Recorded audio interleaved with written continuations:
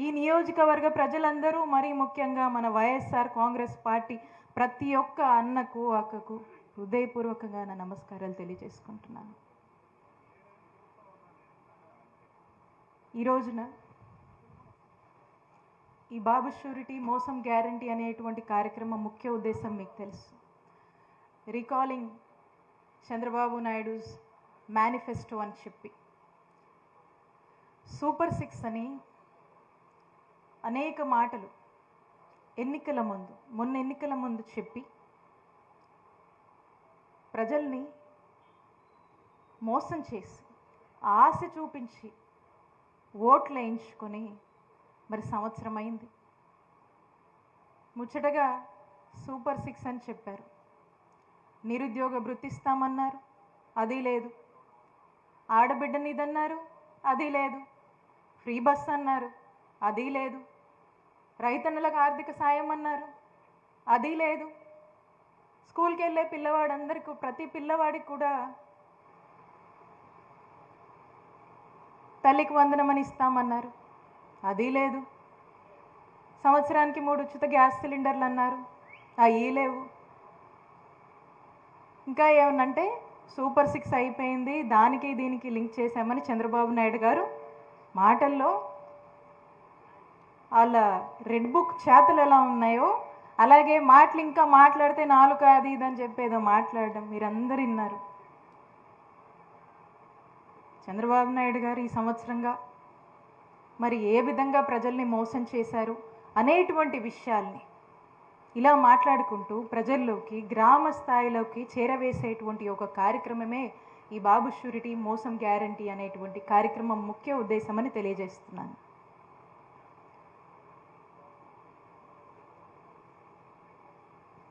మన జగనన్న ఏదైతే నవరత్నాలని మన మేనిఫెస్టో ఇచ్చామో, మనం ఏదైతే చెప్పామో వచ్చిన సంవత్సరంలోనే డేట్లతో సహా చెప్పి ఒక క్యాలెండర్లో పండగలు ఏ విధంగా రాసుంటాయో ఆ మాదిరిగానే ఒక షెడ్యూల్ ఇచ్చి ఏ పథకం ఎప్పుడు ఇస్తున్నారో చెప్పి ఎప్పుడు అకౌంట్లోకి డబ్బులు వేస్తున్నారో చెప్పి అన్నీ అమలు చేసి ఒక సంవత్సర కాలంలోనే 99% మేనిఫెస్టో అమలు చేసినటువంటి ప్రభుత్వం జగనన్న ప్రభుత్వం అని వైఎస్ఆర్ కాంగ్రెస్ పార్టీకి సంబంధించినటువంటి ప్రతి ఒక్క నాయకుడు ప్రతి ఒక్క కార్యకర్త కాలర్ ఎగరేసుకొని చెప్పగలిగాడు.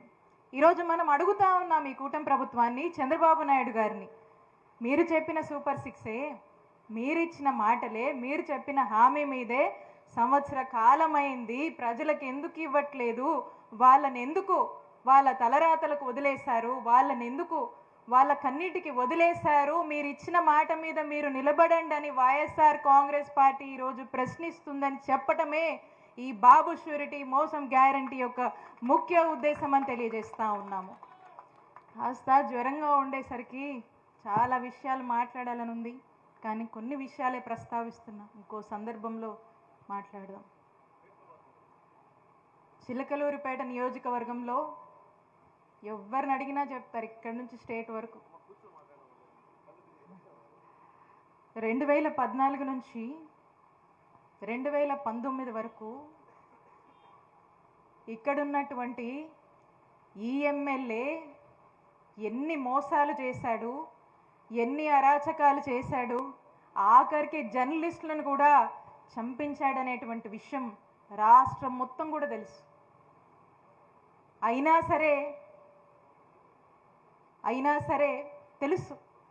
సరే ఆ రోజున మీరు నిలబడి మీ రజనమ్మ ఇక్కడ జగనన్న ఆశీస్సులతో మనకి ఇక్కడ అవకాశం వచ్చి ఇక్కడ నిలబడి పోటీ చేసే అవకాశం వస్తే అలాంటి అరాచకాలు అక్రమాలు అలాంటి ఒక మూర్ఖుడిని మీరు ఎదిరించి నిలబడి మీ రజనమ్మను గెలిపించారు.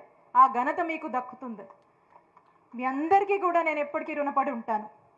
సరే, పార్టీ ఆదేశించింది, మన నాయకుడు చెప్పాడు, మొన్నటిసారి నేను గుంటూరు వెళ్ళి పోటీ చేయాల్సి వచ్చింది, నా అవసరం అక్కడ ఉందని భావించి మన నాయకుడు చెప్పాడు. మన నాయకుడు ఏ మాట చెప్తే ఆ మాట పాటించడం తప్పితే ఈ రజనమ్మకు ఎదురు చెప్పడం తెలీదు. జగనన్న మాటే వేదం రజనమ్మకి. ఒక్కసారి అనిపిస్తూ ఉంటుంది, మీ అందరినీ వదిలేసి ఆ ఊరెళ్ళి పోటీ చేయడము పోటీ చేశాను, వాళ్ళలో వాళ్ళు ఆదరించారు. కానీ మీ అందరూ మిస్ అవ్వడము నా దురదృష్టంగానే నేను భావిస్తాను. నా దురదృష్టమేమో అనుకుంటాను, అంతేగాని ఇంకోటి కాదు. అయినా ఈరోజు మళ్ళా జగనన్న మీ మధ్యకు పంపించి మిమ్మల్ని రిప్రజెంట్ చేయమనడము, ఇక్కడ మీకున్న కష్టాల్లో తోడుగా ఉండమనడం, ఈ నియోజకవర్గాన్ని మళ్ళీ రిప్రజెంట్ చేయడం మరొకసారి నా అదృష్టంగా భావిస్తున్నానని తెలియజేసుకుంటున్నాను. అలాంటప్పుడు ఇక్కడ గెలిచినటువంటి ఈ ఎమ్మెల్యే ఈయన అరాచకాలు ఎవరికి తెలియవండి? అవినీతికి బ్రాండ్ అంబాసిడర్ ఎవరు? అవినీతికి బ్రాండ్ అంబాసిడర్ ఈ ఘనపాటి పత్తిపాటి. ఈయన మాట్లాడతాడు, సంవత్సర కాలంగా నా నామస్మరణ చేస్తూనే కాలం వెళ్ళబుచ్చాడు. ఆఖరికి అతనికి ఈ మధ్యకాలం చూస్తూ ఉన్నాం, అతనికి ఇక దాన్ని ఏమనాలో తెలియదు, కానీ దానికి ఏం పేరు పెడితే బాగుంటుందో పెడదాం దానికి చిన్నగా. ఎలా ఉందంటే బైపాస్ అంట ఆయన తెచ్చాడంట. ఏమన్నా ఉందా? మరి ఆయన ఎమ్మెల్యే అవ్వగానే బైపాస్ ఓపెన్ అయిపోయింది, మరి అంతే కదా. 16 కిలోమీటర్ల బైపాస్ మన నియోజకవర్గానికి ఉంటే, ఇది కేంద్రం నిధులతో బైపాస్ అనేది కేంద్రం శాంక్షన్ చేసేది. మరి కేంద్రము నేషనల్ హైవేస్ నుంచి చిలకలూరుపేట బైపాసు 700 కోట్లతో మన నియోజకవర్గానికి బైపాస్ శాంక్షన్ అయితే అవగానే అయిపోద్దా? దానికి మీలాంటి రైతుల దగ్గరికి వెళ్ళి పలానా ప్రాజెక్ట్ వస్తుందని చెప్పి మీకు విషయాలు చెప్పి మీకు గిట్టుబాటు ధర మాట్లాడి మీ అందరి అంగీకారంతో అధికారులంతా తిరిగి మరి ఆ డబ్బులన్నీ కూడా ఎవరు ఇవ్వాలి? రాష్ట్ర ప్రభుత్వం. అప్పుడున్న ప్రభుత్వం ఎవరిది? మా జగనన్న ప్రభుత్వం. మన జగనన్న ప్రభుత్వం ఉండి ఆ 16 కిలోమీటర్లు వరకు ఎవరెవరైతే పొలాలు ఉన్నాయో ఆ పొలాలందరు రైతులతో మాట్లాడి రేటు అధికారులు ఫిక్స్ చేసి వాళ్లకు సుమారు 650 మంది రైతులు ఉంటే 223 కోట్లు వాళ్ళకు ఆ రైతులకు సంబంధించి ఆ ల్యాండ్ అక్విజిషన్కి సంబంధించినటువంటి డబ్బులు జగనన్న ప్రభుత్వం చెల్లించిందయ్యా ఎమ్మెల్యే. ఆ తర్వాత కోవిడ్ వచ్చి వాళ్ళు ఆ కాంట్రాక్టర్ ఎవరైతే చేస్తున్నారో అప్పుడు ప్రాజెక్ట్ ఎస్టిమేషన్కి ఈరోజు కోవిడ్ వచ్చిన తర్వాత కాస్త రేట్లు పెరిగాయి, మాకు కాస్త గిట్టుబాటు అవ్వట్లేదని చెప్పి మాట్లాడితే మళ్ళీ నేనుండి మాట్లాడించి దాన్ని ఫాలో అప్ చేసి కాస్త మళ్ళీ రివైజ్ ఎస్టిమేట్ కూడా వేయించి వాళ్ళు ఎంబడిపడి ఎన్నిసార్లు తిరిగామో, ఎన్ని రివ్యూలు పెట్టామో, ఎన్నిసార్లు పనులు పరిశీలించడానికి వెళ్ళాము, ఇవన్నీ చేసి వెంటబడి రాత్రింబగలు ఆ కాంట్రాక్టర్లు ఎంబడి పడి పని చేయిస్తే రెడీ అయిందయ్యా మా చిలుకలూరుపేట బైపాసు. మా దురదృష్టం బైపాస్ రోడ్ అంతా ఏర్పాటైంది, ఎన్నికల కోడ్ వచ్చింది. అప్పటికీ కోవిడ్ నుంచి ఎంటబడతానే ఉన్నా. పెద్ద పని కదా. మా దురదృష్టం ఇంకంతే. ఎన్నికల కోడ్ వచ్చింది, ఓపెన్ చేయతవుల. ఇక హైవేస్ వాళ్ళు ఈ ఎన్నికలు ఈ కోడ్ అంతా అయిపోయాక వాళ్ళు ఒకరోజు ప్రారంభించారు.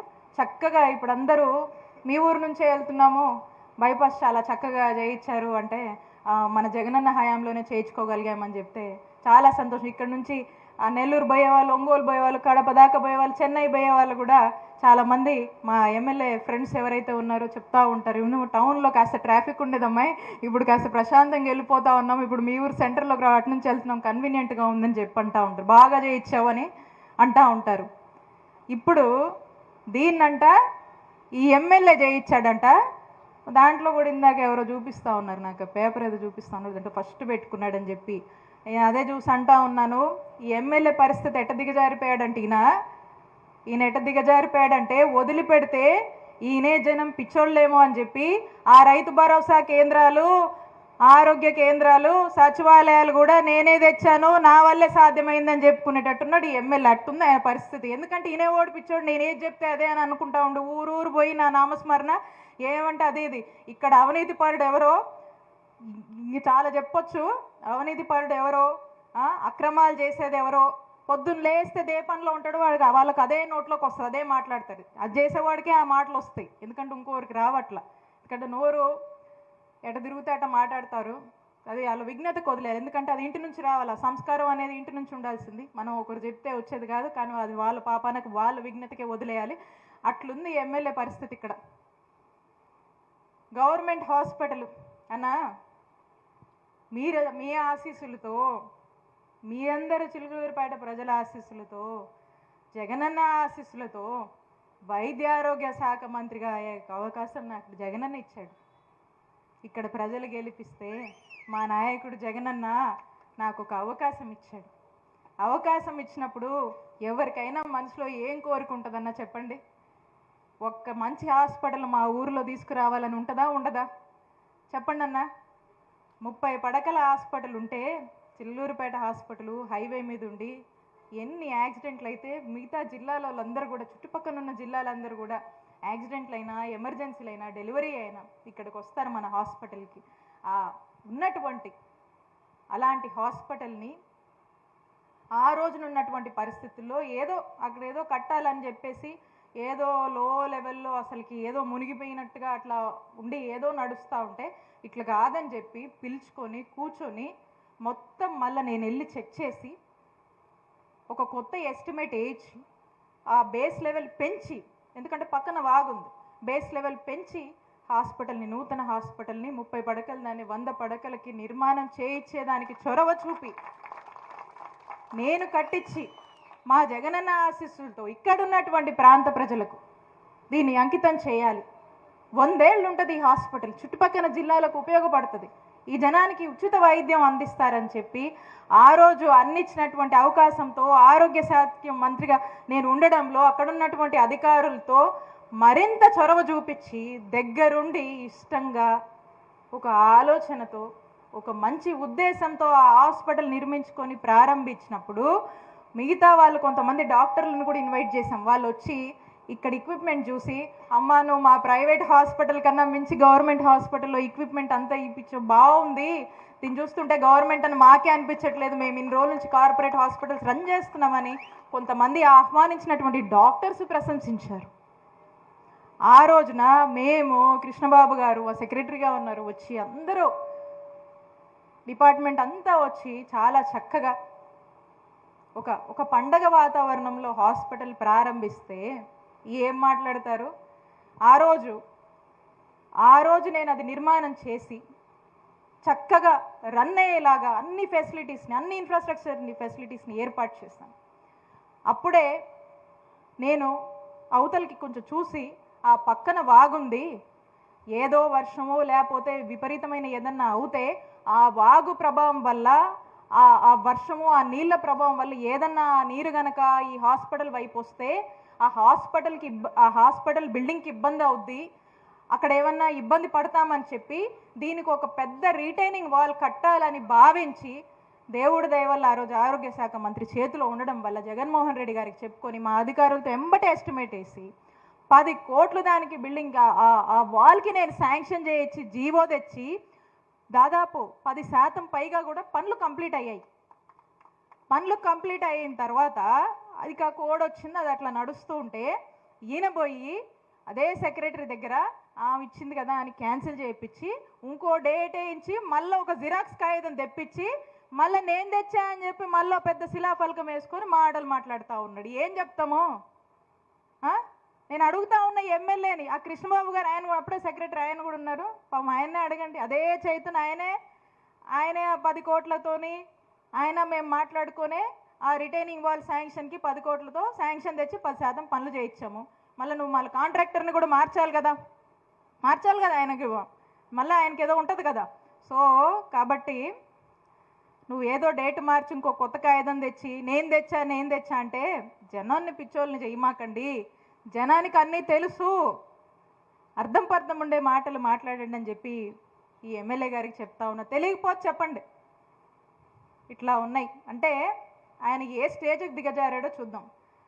చాలా ఉన్నాయన్న మనం మాట్లాడాలంటే.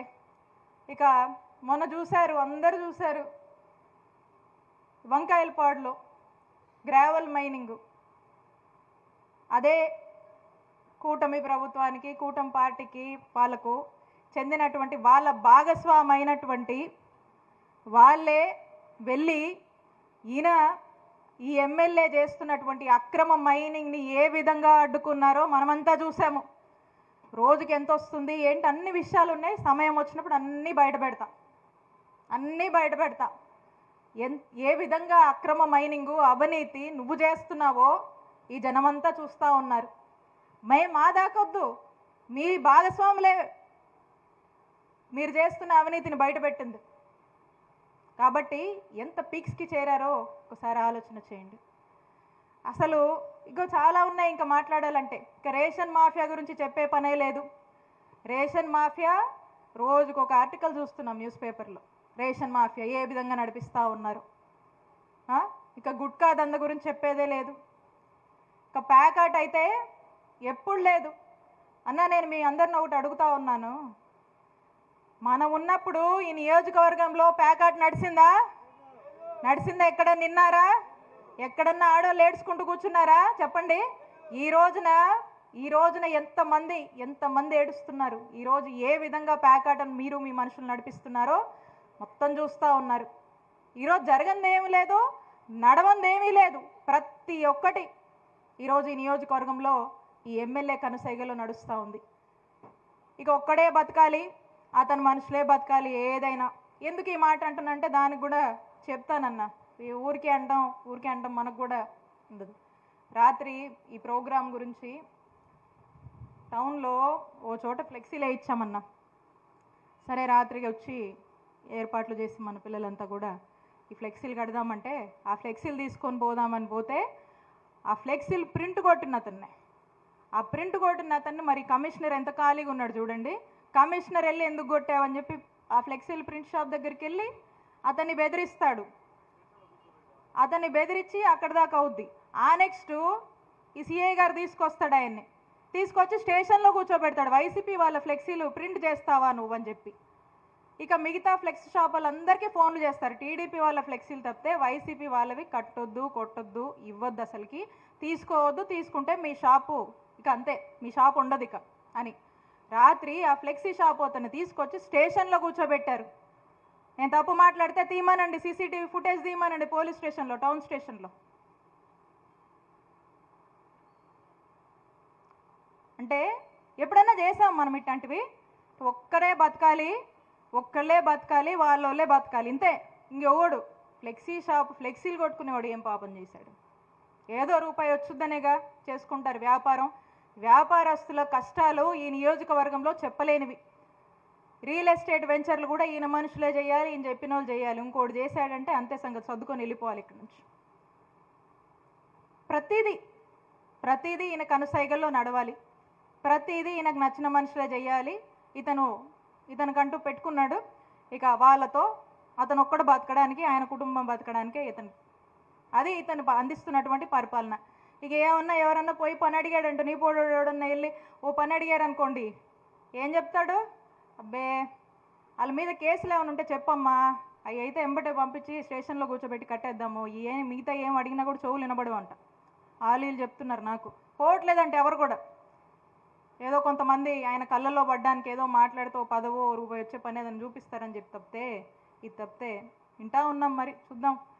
ఇవన్నీ మేము అనుకుంటున్నాయి కాదు ఎమ్మెల్యే గారు, ఇవన్నీ జనంలోంచి మేము వింటున్నాయి.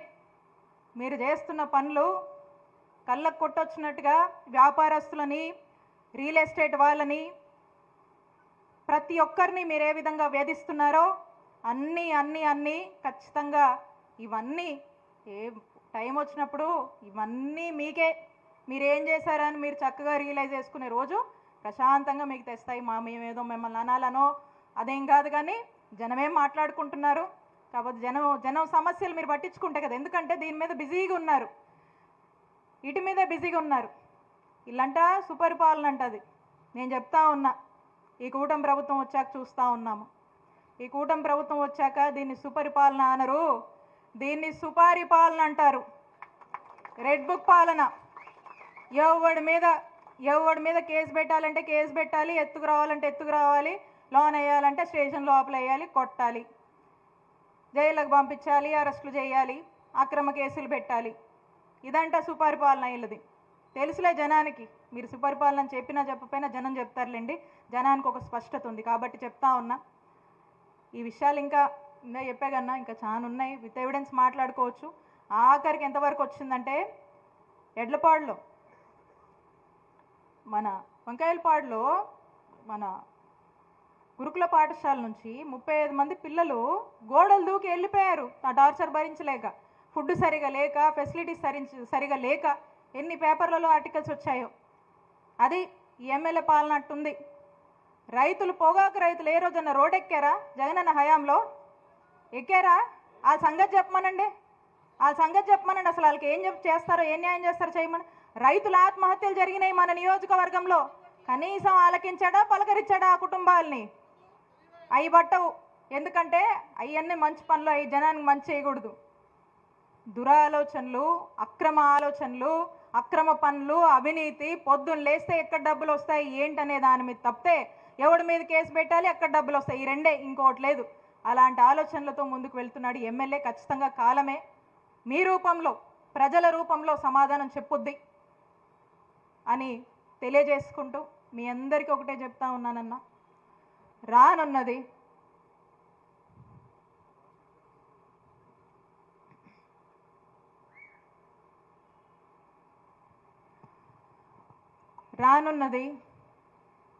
రానున్నది జగనన్న ప్రభుత్వం. ఒక్క మాట నేను స్పష్టం చేయాలనుకుంటున్నాను. కొంత అనుకున్నారు, జగనన్న మాటల్లో స్పష్టంగా చెప్తా ఉన్నారు.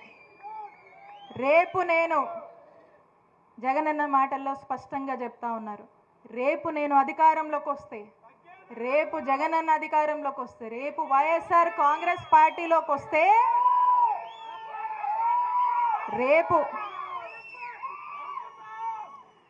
రేపు రాబోయే జగనన్న ప్రభుత్వం కార్యకర్తల ప్రభుత్వం. రేపు రాబోయే జగనన్న ప్రభుత్వం వైఎస్ఆర్ కాంగ్రెస్ పార్టీ జెండా పట్టుకొని కష్టపడ్డటువంటి నాయకుల ప్రభుత్వం. రేపు రానున్న ప్రభుత్వంలో వైఎస్ఆర్ కాంగ్రెస్ పార్టీ నాయకులు, కార్యకర్తలచే ప్రజలకు మంచి చేసే ప్రభుత్వం రేపు రానున్న జగనన్న ప్రభుత్వం అని తెలియజేసుకుంటా ఉన్నాను.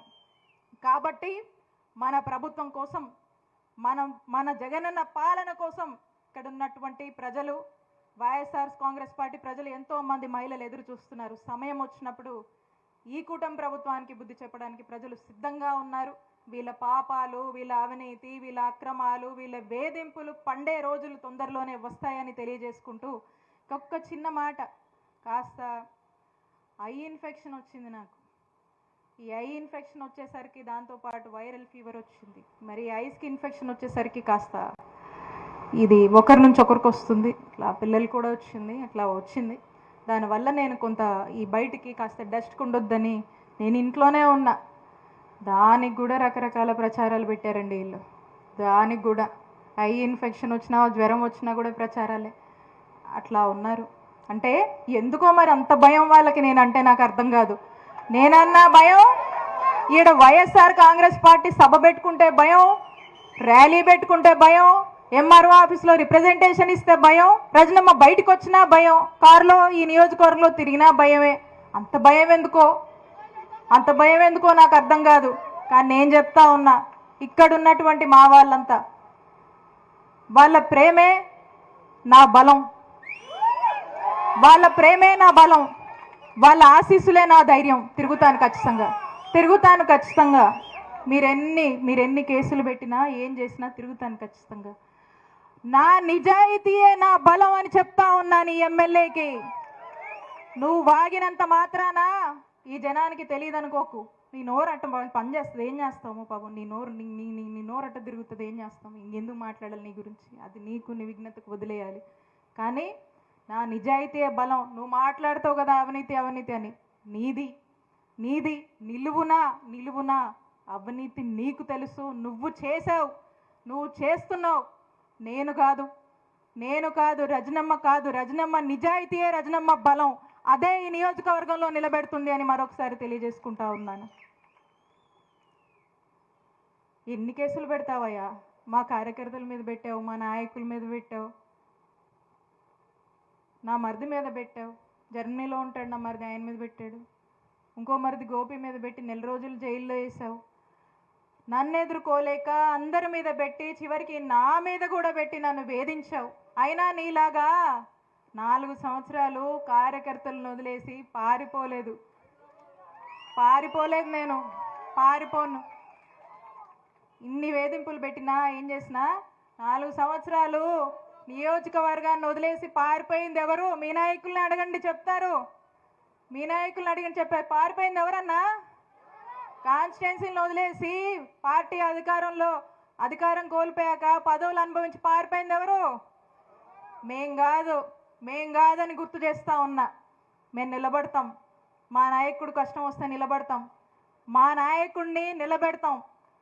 అంతేగాని పారిపోం మేము, భయపడం మేము. పెట్టుకో, ఇంకెన్ని పెట్టుకుంటావు పెట్టుకో, ఇక్కడే ఉండి చూస్తాం, తేలుస్తాం. మేము కూడా నిలబడతాం.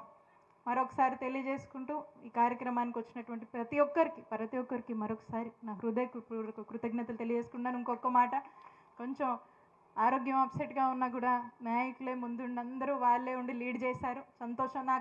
బహుశా నాకు అదే ఎనర్జీని ఇచ్చిందని అనుకుంటా ఉన్నాను. మరొకసారి మీ అందరు కూడా ప్రత్యేక కృతజ్ఞతలు నా ముందుండి లీడ్ చేసినందుకు. Thank you so much. Thank you.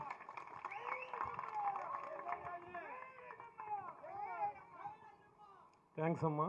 ఇప్పుడు మన వినుకొండ మాజీ శాసనసభ్యులైనటువంటి బొల్లా బ్రహ్మనాయుడు గారిని ఈ సభను ఉద్దేశించి ప్రసంగించవలసిందిగా కోరుతా ఉన్నాం.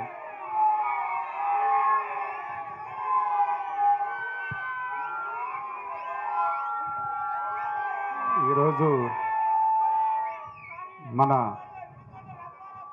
రజనమ్మ ఏర్పాటు చేసినటువంటి ఈ సభ బాబు షూరిటీ మోసం గ్యారంటీ అనే దాంట్లో ఎక్కడా సందేహం లేదు అని మిమ్మల్ని అందరం చూస్తుంటే, మీ అందరి మధ్య మన రజనమ్మ గారు మాట్లాడుతూ ఉంటే ఇంకా వినాలి అనిపించింది. కానీ వారికి ఆరోగ్యపరంగా కాస్త మరి ఇబ్బందిగా ఉండి ఆమె కొంతవరకే చెప్పగలిగింది.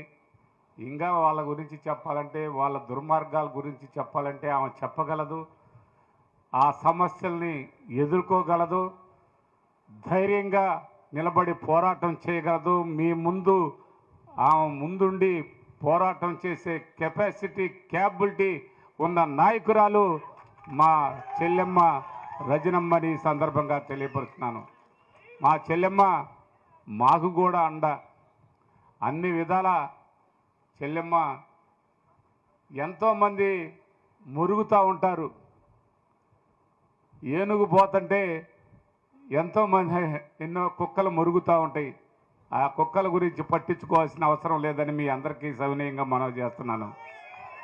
ఆమె ఏంటో, ఆమె నిజాయితీ ఏంటో, ఆమె క్యారెక్టర్ ఏంటో, ఆమె క్యారెక్టరే ఈరోజు మంత్రిగా ఎదిగింది. ఇంకా కూడా మంచి ఉన్నత స్థాయికి ఎదగలదని మీ అందరికీ సందర్భంగా తెలియపరుచుకుంటూ, ఇందాక చెప్పారు భయపడుతున్నారని. భయం అంటే ఒక సమర్థుని చూస్తే భయపడతారు. ఒక సమర్థురాలను చూసి వాళ్ళకి నిద్రపట్టన పరిస్థితి. నిద్రపట్టన రాత్రులు ఎన్నో గడిపారు. పారిపోయిన మాట వాస్తవం. అది అందరికీ తెలుసని ఈ సందర్భంగా మీ అందరికీ తెలియపరుచుకుంటూ, అలాగే ఇక్కడ పిలిచినందుకు ఆమెకి ప్రత్యేకమైనటువంటి నా కృతజ్ఞతలు తెలియపరుచుకుంటూ రజనమ్మ గారికి, అదేవిధంగా మా పేషెంట్ గారు, మా వర్కింగ్ పేషెంట్ గారు, మా గోపిరెడ్డి శ్రీనివాసరెడ్డి గారు, ఇక్కడ ప్రతి విషయంలో ఆయన మా అందరిని కలుపుకొని పోయేదానికి, ఏదన్నా అవసరమైనప్పుడు నరసరాపేట హెడ్ క్వార్టర్లో ఉండి రజనమ్మ గారు నేను వస్తున్నానని చెప్పినా కూడా రామ్మా నేను ఉంటానని చెప్పి, నేను వస్తున్నానని చెప్పినా రాన్నా ఉంటున్నానని చెప్పి పార్టీకి సపోర్ట్గా పనిచేస్తున్నటువంటి వారికి ఇవాళ పార్టీ ఆయనకి మంచి బాధ్యతలను అప్పచెప్పటం చాలా మనస్ఫూర్తిగా వారిని అభినందిస్తూ, అదేవిధంగా మా అన్న గౌతమ్ రెడ్డి అన్న వాస్తవంగా పల్నాడు జిల్లాకే కాదు, ఇక్కడ పరిశీలకుడుగా ఉన్న ఆ రోజు నుంచి ఈ రోజు వరకు కూడా అందరినీ సమన్వయం చేసి, నాయకుల్ని కార్యకర్తల్ని అందరినీ సమన్వయం చేసి ముందుకు తీసుకెళ్తున్నటువంటి మన గౌతమ్ రెడ్డి అన్న పరిశీలకులుగా రావటం చాలా మన జిల్లాకు కూడా ఆయన సేవలు చాలా అవసరమని మీ అందరికి కూడా ఈ సందర్భంగా తెలియపరచుకుంటూ వారిని మనస్ఫూర్తిగా స్వాగతిస్తూ, అదేవిధంగా మన నాగార్జున యాదవ్ ఆయన చిన్నపిల్లాడి కాడ నుంచి కూడా పార్టీ కోసం, పార్టీ అభివృద్ధి కోసం, జగనన్న ముఖ్యమంత్రి అయ్యే దానికోసం ఆయన పోరాటం చేసిన వాళ్ళలో ఒకడు మా నాగార్జున యాదవ్. మా సోదరుడు చిన్నపిల్లాడు అయినా కానీ దమ్మున్న నాయకుడిగా ఎదగటానికి అవకాశాలు ఉన్నాయి. ఇప్పుడు కూడా ఆయన తిరగాలి. మన పల్నాడు జిల్లా వాసి ఆయన, పల్నాడు జిల్లా అంతా కూడా తిరిగి ఇంకా పార్టీని డెవలప్ చేసే దాంట్లో వారు ముందుంటారని మనస్ఫూర్తిగా వారికి ఈ సందర్భంగా తెలియపరచుకుంటూ, ఇంకా ఏదికపైన ఉన్నటువంటి పెద్దలందరికీ, మరి మా కోటిరెడ్డి గారు ఆయన బాగా లావుగా ఉంటాడు కాబట్టి నాకు బాగా గుర్తులండి. ఆయన మొదటి నుంచి మాదొక ఇంకొకటి ఉంది, దాంట్లో భాగస్వామి ఆయన. అలాగే ఇక్కడ ఉన్నటువంటి మండల ప్రెసిడెంట్లు, మండల కన్వీనర్లు, జెడ్పీటీసీలు, ఎంపీపీలు, మరి గ్రామ సర్పంచ్లు, ఇక్కడ ఏదికపైన ఉన్న మా పెద్ద ఆయన ఏరారెడ్డి గారు, ఇట ఉన్న ప్రతి ఒక్కరికి, మరి ఇక్కడ ముందున్న అటువంటి మా నాయకత్వాన్ని బలపరుస్తూ, మేము మీకు ధైర్యం, మేమున్నాము అని చెప్పి మమ్మల్ని ముందుకు నడిపిస్తున్నటువంటి ముందున్న నాయకులు, కార్యకర్తలు, అభిమానులందరికీ పేరు పేరున హృదయపూర్వక నమస్కారాలు తెలియపరచుకుంటూ, మరి ఇంకా చాలామంది మాట్లాడే వాళ్ళు ఉన్నారు. బాబు గారు చెప్పింది మోసాలు, మరి ఆ మోసాలని ఎలా అమలు పరుస్తున్నారు ఇక్కడ పుల్లయ్య ఆయన పేరేంది, ఆయన అసలే పుల్లయ్య గారు కానీ, అదేవిధంగా వారికి వెనకుండి మద్దతుగా ఉండేవారు ఉన్నారు కొందరు. ఎప్పుడు కూడా నేను ఒక్కటే చెప్తున్నా, మన ముఖాన్ని మనం చూపించుకోవాలి కానీ ఎదుటి ముఖాలను చూపించి మనం వెనకుండి మాట్లాడటం అనేది నాకు అది పెద్ద నచ్చదు. ఏదన్నా ఉంటే ఎవరైనా కానీ, ఆయన ఎంతటి సమర్థుడైనా కానీ మన నోటి గుండా మాట రావాలి కానీ ఇంకొకరు చెప్పిన మాట మన నోటి గుండా వచ్చే పరిస్థితి అది. మరి మీరు ఆలోచించండి. మీకు తెలుసు, ఈ చిలకలూరుపేటలో రాజకీయం చేయటం అనేది అందరికీ సాధ్యపడనటువంటి పరిస్థితి. అది కొందరికే సాధ్యపడుద్ది. ఆ కొందరిలోనే మళ్ళీ చెల్లెమ్మ ఇక్కడికి రావాలి అని హైకమాండ్ నుంచి జగన్మోహన్ రెడ్డి గారు పిలిపించడం జరిగింది. ఎందుకంటే ఇక్కడ వాళ్ళు చేసే అరాచకాలని అడ్డుకోవాలంటే మన నాయకురాలు రజనమ్మ గారికే సాధ్యం. యుద్ధం చేయగలదు, వ్యూహం రచించగలదు, గుర్రం ఎక్కి స్వారీ చేయగలదు.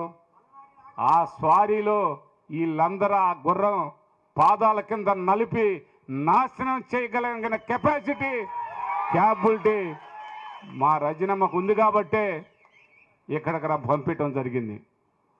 ఆమె ఇక్కడ ఈ చిలకలూరుపేట ఈ జిల్లా ఏందండి, ఆమె రాష్ట్రంలోనే ఆమె రాజకీయం అంటే, రజనమ్మ అంటే అతి తక్కువ సమయంలో పెద్ద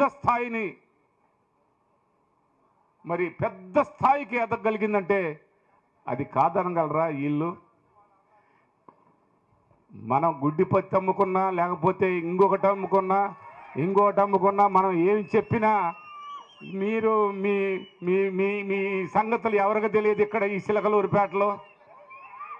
చిలకలూరుపేటలో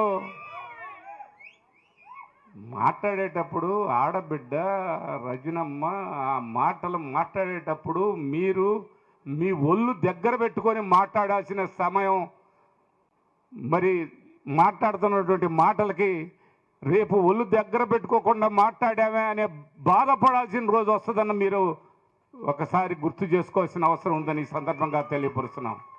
ఎక్కడా తగ్గమని మేము అనుకున్నాము, దేంట్లో తగ్గాల్సిన అవసరం లేదు. మా ఒక్కతే కాదు, ఇక్కడ మేమున్నాం, మా నాయకుడు జగన్మోహన్ రెడ్డి గారు ఉన్నారు. అది గుర్తు చేసుకోవాల్సిన అవసరం నీకుందన్న సంగతి ఈ సందర్భంగా తెలియపరుస్తున్నాను. నీ సంగతి ఏందో, నీ బ్రతుకేందో అవన్నీ చెప్తే మమ్మల్ని మేము అవమానపరుచుకున్నట్టుంటుంది. ఏమన్నా ఒక రకమైనటువంటి కోణంలోకి వెళ్తే అది ఒకటి వచ్చింది మళ్ళీ. ఎందుకంటే మీది తినాలే మాది తినాలే అని మరీ బాధగా ఉందబ్బా. అక్కడ ఏం చేసుకుంటావండి, డబ్బులు నీవు అది కదా ఏం చేసుకుంటావే, అందరు డబ్బులు సంపాదించి కుటుంబం మొత్తం డబ్బులు సంపాదించి ఏం చేసుకోవాలండి? మనం ఏమన్నా తీసపోతాం ఒక రూపాయి? మనం ఆ రోజు కింద స్థాయిలో ఏమేరుకున్నామో అదే కదా తీసపోయేది. అది గుర్తు చేసుకోవాల్సిన అవసరం ఉందని ఈ సందర్భంగా తెలియపరచుకుంటూ, చంద్రబాబు నాయుడు గారికి ఒక్కటే చెప్తున్నా, మీరు అనుకుంటున్నారు మీ ఎమ్మెల్యేలు మీ నాయకులు మీరు చేస్తున్నటువంటి దుర్మార్గాలు ప్రజలందరూ కూడా గమనిస్తూ ఉన్నారు. మీరు ఒక్కడుగా ఒక ఏదో చెప్పారు, అది తొలడుగా ముందడుగా, మీ ముందడుగేందో తొలడుగేదో మాకు తెలియదు, కానీ మీ అడుగంతా వెనకడుగని చెప్తున్నారు. మీ ఇక్కడున్న ఎమ్మెల్యే ఆయన పేరు మర్చిపోతున్నాయా, పుల్లయ్య గారు. పుల్లయ్య గారు, నేను ఒక్కటే చెప్తున్నా, నాకేంటంటే చదువు బోధు లేదు, రావులు బోవులు మనకు పెద్దగా అర్థం కావు, మనకు కాస్త ఇది కాస్త అర్థం అవుతుంటుంది. నేను పుల్లయ్య గారికి ఒకటి చెప్తున్నా, ఏంటండి అసలు ఈ చిలకలూరుపేటలో మీరు చేస్తున్నటువంటి దానికి చంద్రబాబు నాయుడు గారు మిమ్మల్ని చెబుతున్నారంట కదా, ఇదేమి చేద్దాయా, ఇదేమి పాలనయ్యా, ఇదేమి ముందడుగయ్యా, మనం వెనకడుగేస్తూ ముందడుగని చెప్పుకుంటున్నాం. మీ ముందు కానీ వెనక కానీ ఒక్కడ లేకపోతే మీకు ముందడుగు తొలడుగు ఎలాగా ఇద్దని మీ నాయకుడు చెబుతుండు. మీ నాయకుడు అమ్మటి జనం లేరు. ఎక్కడున్నటువంటి ఈ చిలకలూరుపేటలో నేను గెలిచానన్నారు, ఎవరు దానయ్య మీద గెలిచాను, ఇంకొక ఆయన మీద గెలిచానని చెప్పుకుని మీరందరూ రేపొద్దున ఎక్కడ పోటీ ఎవరితోటి? రాణి రుద్రమదేవి, గుర్తు పెట్టుకో. నీకు ఇబ్బందులు వచ్చినాయి పాపం, నువ్వెంత బాధపడుతున్నావో నీకు బాధ నేను అర్థం చేసుకోగలను. అయినా నేనేం చేశాను చెప్పు? అయినా నీది తినాలి నాది తినాలి, అయినా కానీ మనం ఏమీ చేయలేని పరిస్థితి అబ్బా. చూద్దామబ్బా మరి పరిస్థితులు ఎలా ఉంటాయో.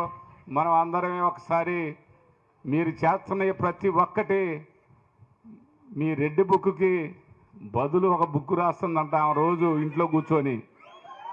ఆ ఇంట్లో కూర్చొని ఆ 2 బుక్కుల సంగతి తేలిస్తే మీరు ఎవరైతే ఇబ్బంది పెడుతున్న ఆఫీసర్స్ ఉన్నారో వాళ్ళకు ఒక బుక్ రాస్తుంది. ఎవరైతే గ్రామాల్లో మా నాయకుల్ని దృష్టిలో పెట్టుకొని ఇబ్బంది పెడుతున్నారో మీ ఎమ్మెల్యేల మీద, మీ ముఖ్యమంత్రి గారి మీద ఇవన్నీ కూడా రేపొద్దున వాళ్ళు సంధించే బాణాలు దెబ్బకి మీరు ఆ దాటికి తట్టుకోలేని పరిస్థితి వస్తుందని ఈ సందర్భంగా మీకు తెలియపరుస్తున్నాను. దగ్గరలో ఉంది. మీరు అనుకున్నంత 4 సంవత్సరాలు లేదు, 2 సంవత్సరాల్లోనే మీ పని కాడి కింద వేయటమేనబ్బా. నువ్వు మటుకి ఇంకొక ఆయన ఉన్నాడు, మీ నాయకుడు ఒక ఆయన, అబ్బా నేను భలే చెబుతానండి, నేను భలే నీతిగా నిజాయితీగా ఉంటానని అని చెబుతురాబ్బా. ఆయన చెప్పేది అంతా శుద్ధ అబద్ధం అబ్బా. ఆయన మాటలకి ఇక్కడ మిస్ అయిన వాళ్ళు 30,000 మంది మిస్ అయ్యారంటబ్బా. అందరూ మరి ఎక్కడున్నారబ్బా ఆయన చెప్పాలబ్బా. మరి ఆయన పరిస్థితే అద్భుతంగా ఉంది. ఆయన ఏం చెబుతులే పాపం. లోకేష్ గారి దెబ్బకి చంద్రబాబు గారి దెబ్బకి ఆయనే అద్దుమాన పరిస్థితిలో ఉన్నారని ఈ సందర్భంగా తెలియపరుచుకుంటూ అబ్బో నా పరిశీలకులు ఉన్నారు, మరి మాట్లాడే వాళ్ళు అందరూ ఉన్నారు, మీరందరూ ఎక్కడా భయపడాల్సిన అవసరం లేదు.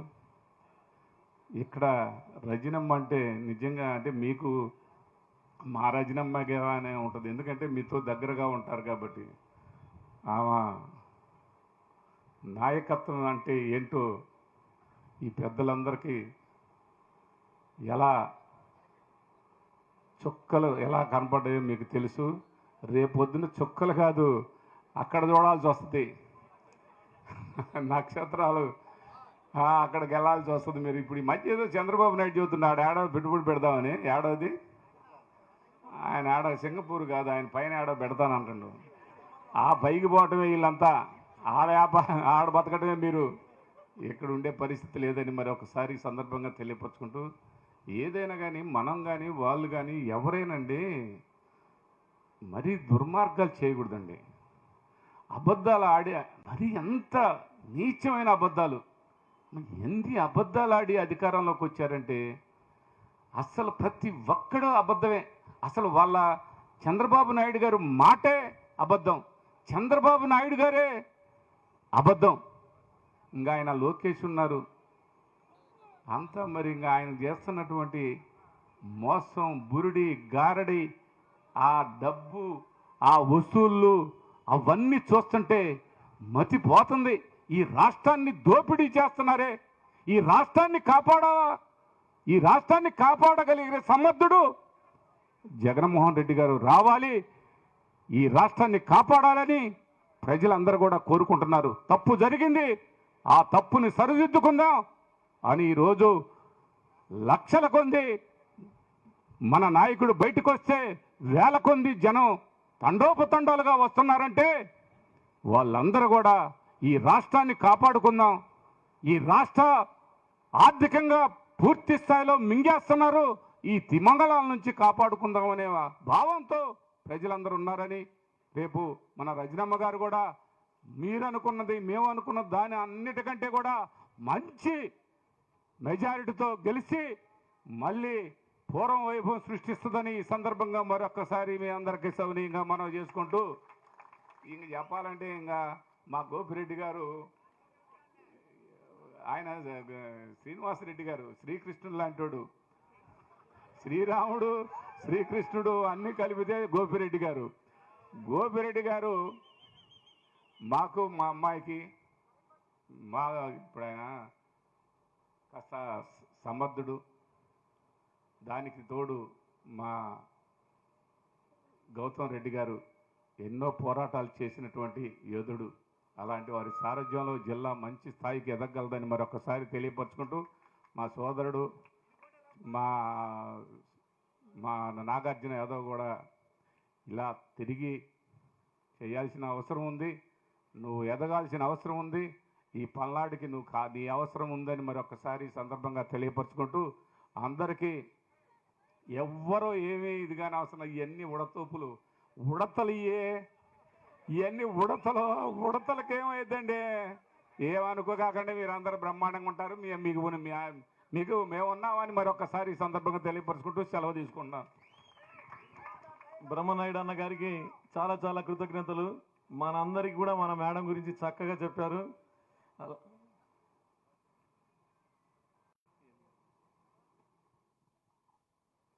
ఇందాక ఓ మాట చెప్పాలనుకున్నాను కానీ అట్లా అనుకున్నాను. బ్రహ్మనాయుడు అన్న గారు మాట్లాడినాక ఇందాక మనం కొన్ని విషయాలు మాట్లాడుకున్నాము. ఈ ఎమ్మెల్యే సంగతి, ఈ ఎమ్మెల్యే జనాన్ని మోసం చేయడమే కాదు, ఈ ఎమ్మెల్యేలను కూడా మోసం చేస్తాడు. అందుకు సాక్ష్యమే మన బ్రహ్మనాయుడు అన్న.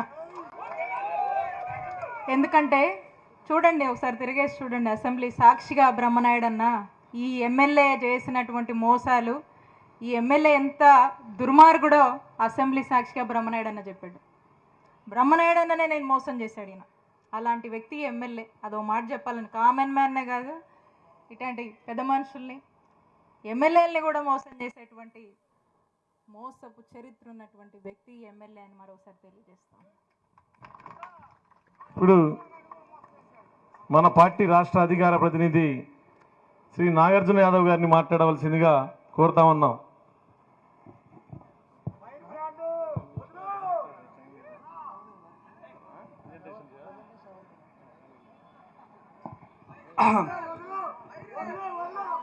జై జగన్.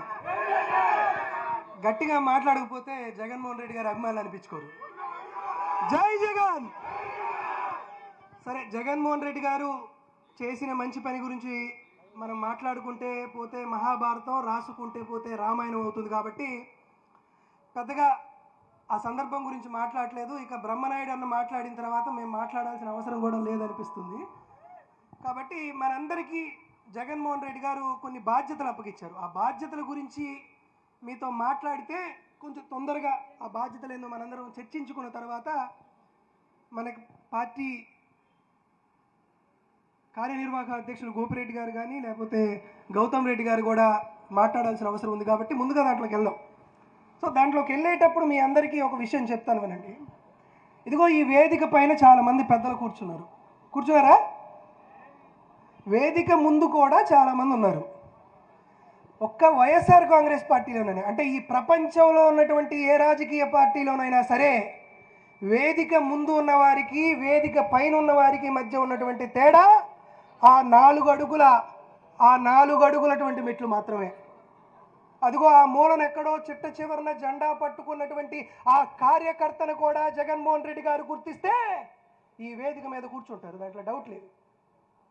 జగన్మోహన్ రెడ్డి గారు కార్యకర్తలని నాయకులుగా చేసేటువంటి సందర్భాన్ని మనం ఎన్నో కోకళ్ళుగా చూసాం. కాబట్టి వేదిక పైన ఉన్న వాళ్ళ కంటే నేను వేదిక ముందున్న వాళ్ళ గురించి చెప్తున్నా. ఇక్కడ చాలామంది నందిగామ సురేష్లు ఉన్నారు, వారందరికీ అవకాశాన్ని సద్వినియోగం చేసుకోమని చెప్తున్నా. ఈ వేదిక ముందు చాలామంది గురుమూర్తులు ఉన్నారు. ఈ వేదిక ముందు చాలామంది ఎమ్మెల్యేలు, ఎంపీలు ఉన్నారు. వారందరినీ కూడా జగన్మోహన్ రెడ్డి గారు చట్టసభలకు పంపించేటువంటి అవకాశం ఉంది. కాబట్టి జగన్మోహన్ రెడ్డి గారు ఇచ్చేటువంటి ఈ గురుతర బాధ్యతను స్వీకరించి మీరందరూ కూడా ఈ కార్యక్రమంలో బాబు షూరిటీ మోసం గ్యారంటీ అనేటువంటి కార్యక్రమంలో మీరందరూ పాలు పంచుకోవాలని మనస్ఫూర్తిగా కోరుకుంటూ, కొంచెం పక్కకెళ్తే అక్కడ అనిల్ అనే వ్యక్తి ఉన్నారు కాబట్టి కొంచెం మీరు పక్కకి వెళ్తే మీ అందరూ ఆ స్క్రీన్ మీద చూసేటువంటి ఆ కోడ్ని ఒకసారి చూడండి. మీకు ఇరువైపులా ఆ స్క్రీన్ ఉంది కాబట్టి స్క్రీన్ చూడండి. సరే, ఇప్పుడు మన పక్కనే తిరుపతి ఉంది. తిరుపతేనా ఇది? కోటపకొండ. మరి చంద్రబాబు నాయుడు తిరుపతి అంటున్నాడు. మీరు నాకు కోటపకొండ అని చెప్పారు కదా, మరి చంద్రబాబు నాయుడు ఏమో అది తిరుపతి అంటున్నాడు. మనందరం అది తిరుపతి అని చెప్పి మనం అందరం ఓట్లేసాం. మరి మనం ఏం చెప్తాం? మంచి మందికి చెప్పాలి, చెడు చెవులో చెప్పుకోవాలంటాం కదా. మరి చంద్రబాబు నాయుడు గారు చేసినటువంటి ఈ మోసాన్ని, ఈ చెడుని మన చిత్రకూరుపేట నియోజకవర్గంలో ఉన్నటువంటి ఓటర్ అందరి చెవిలో చెప్పాలా వద్దా? కాబట్టి చెప్పాలని జగన్మోహన్ రెడ్డి గారు ఏం చెప్పారంటే ప్రతి గడప గడపకు వెళ్ళమన్నాడు. సో మనకి గడప గడపకు వెళ్ళడం మనకేం కొత్త కాదు. పార్టీ పెట్టినటువంటి తొలినాళ్ళలో గడప గడపకు వైఎస్ఆర్, గుండె గుండెకి వైఎస్ఆర్ అని ఒక కార్యక్రమం చేశాం. అధికారంలోకి వచ్చిన తర్వాత గడప గడపకు మన ప్రభుత్వం చేశాం.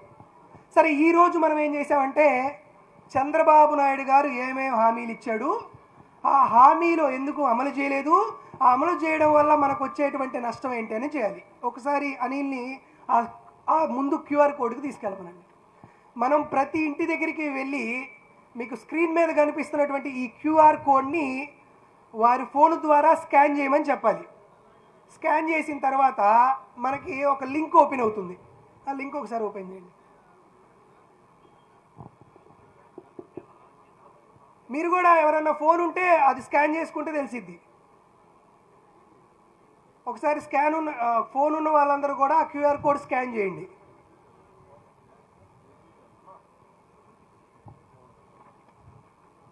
ఇది ఈ క్యూఆర్ కోడ్ స్కాన్ చేయించాలి. ప్రతి ఒక్కరి దగ్గరికి వెళ్ళి ఈ క్యూఆర్ కోడ్ స్కాన్ చేయించాలి. స్కాన్ చేయించిన తర్వాత ఒక వెబ్సైట్ లింక్ ఓపెన్ అయితే ఒకసారి ఓపెన్ చేయండి. ఆ లింక్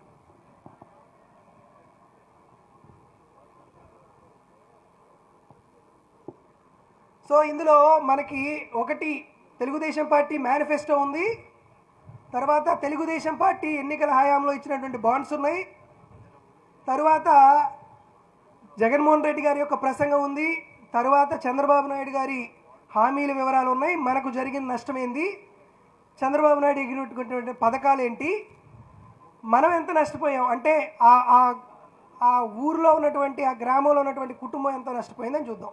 మొదటిసారి మేనిఫెస్టో చూపించండి, ఒకసారి మేనిఫెస్టో ఓపెన్ చేయండి. ఇది మేనిఫెస్టోలో ఉన్నటువంటి వైనం. చంద్రబాబు నాయుడు గారు అందరికీ హామీలు ఇచ్చారు, ఆడవాళ్ళకి హామీలు ఇచ్చారు, మగవాళ్ళకి హామీ ఇచ్చారు, పిల్లలకి ఇచ్చారు, వృద్ధులకి ఇచ్చారు, అందరికీ ఇచ్చారు. ఇది వాళ్ళకి చూపించాలి. తర్వాత చూపించండి. తర్వాత మేనిఫెస్టో ఇస్తే నమ్మరేమో అని చెప్పి తర్వాత బాండ్స్ ఇచ్చారు. ఈ బాండ్స్ ఏంటి? మీకు మేనిఫెస్టోనే కాదు, మీకు నేను బాండ్స్ ఇస్తాం. మేము ముఖ్యమంత్రి అయినటువంటి మరుసటి రోజునే చంద్రబాబు నాయుడు గారు ముఖ్యమంత్రి అవ్వగానే మీ అందరికీ నేను ఈ పథకాలు ఇస్తానని బాండ్లు ఇచ్చారు. ఒకసారి కిందకు ఓపెన్ చేయండి, బాండ్స్ ఇచ్చారు. సో అక్కడ మీకు స్క్రీన్ మీద కనబడుతుంది ఎవరికి ఎలాంటి బాండ్స్ ఇచ్చారని. సో ఈ బాండ్స్ అయిపోయిన తర్వాత నెక్స్ట్ వెళ్ళండి, ఒకసారి చంద్రబాబు నాయుడు గారు ఏం చెప్పారో చూద్దాం. తర్వాత బయటకు వెళ్ళండి, డ్రైవ్ లింక్.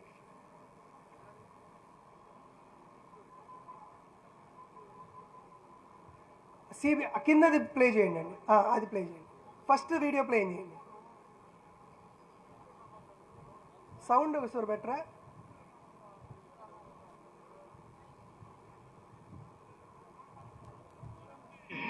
మిమ్మల్ని ముందుకు తీసుకుపోతున్నా.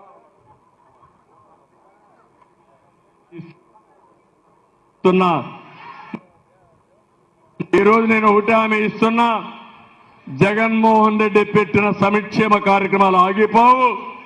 ఇంకా మెరుగైన సంక్షేమ కార్యక్రమాలు ఇచ్చి మిమ్మల్ని ముందుకు తీసుకుపోతామని హామీ ఇస్తున్నా. ఏం చెప్పాడు?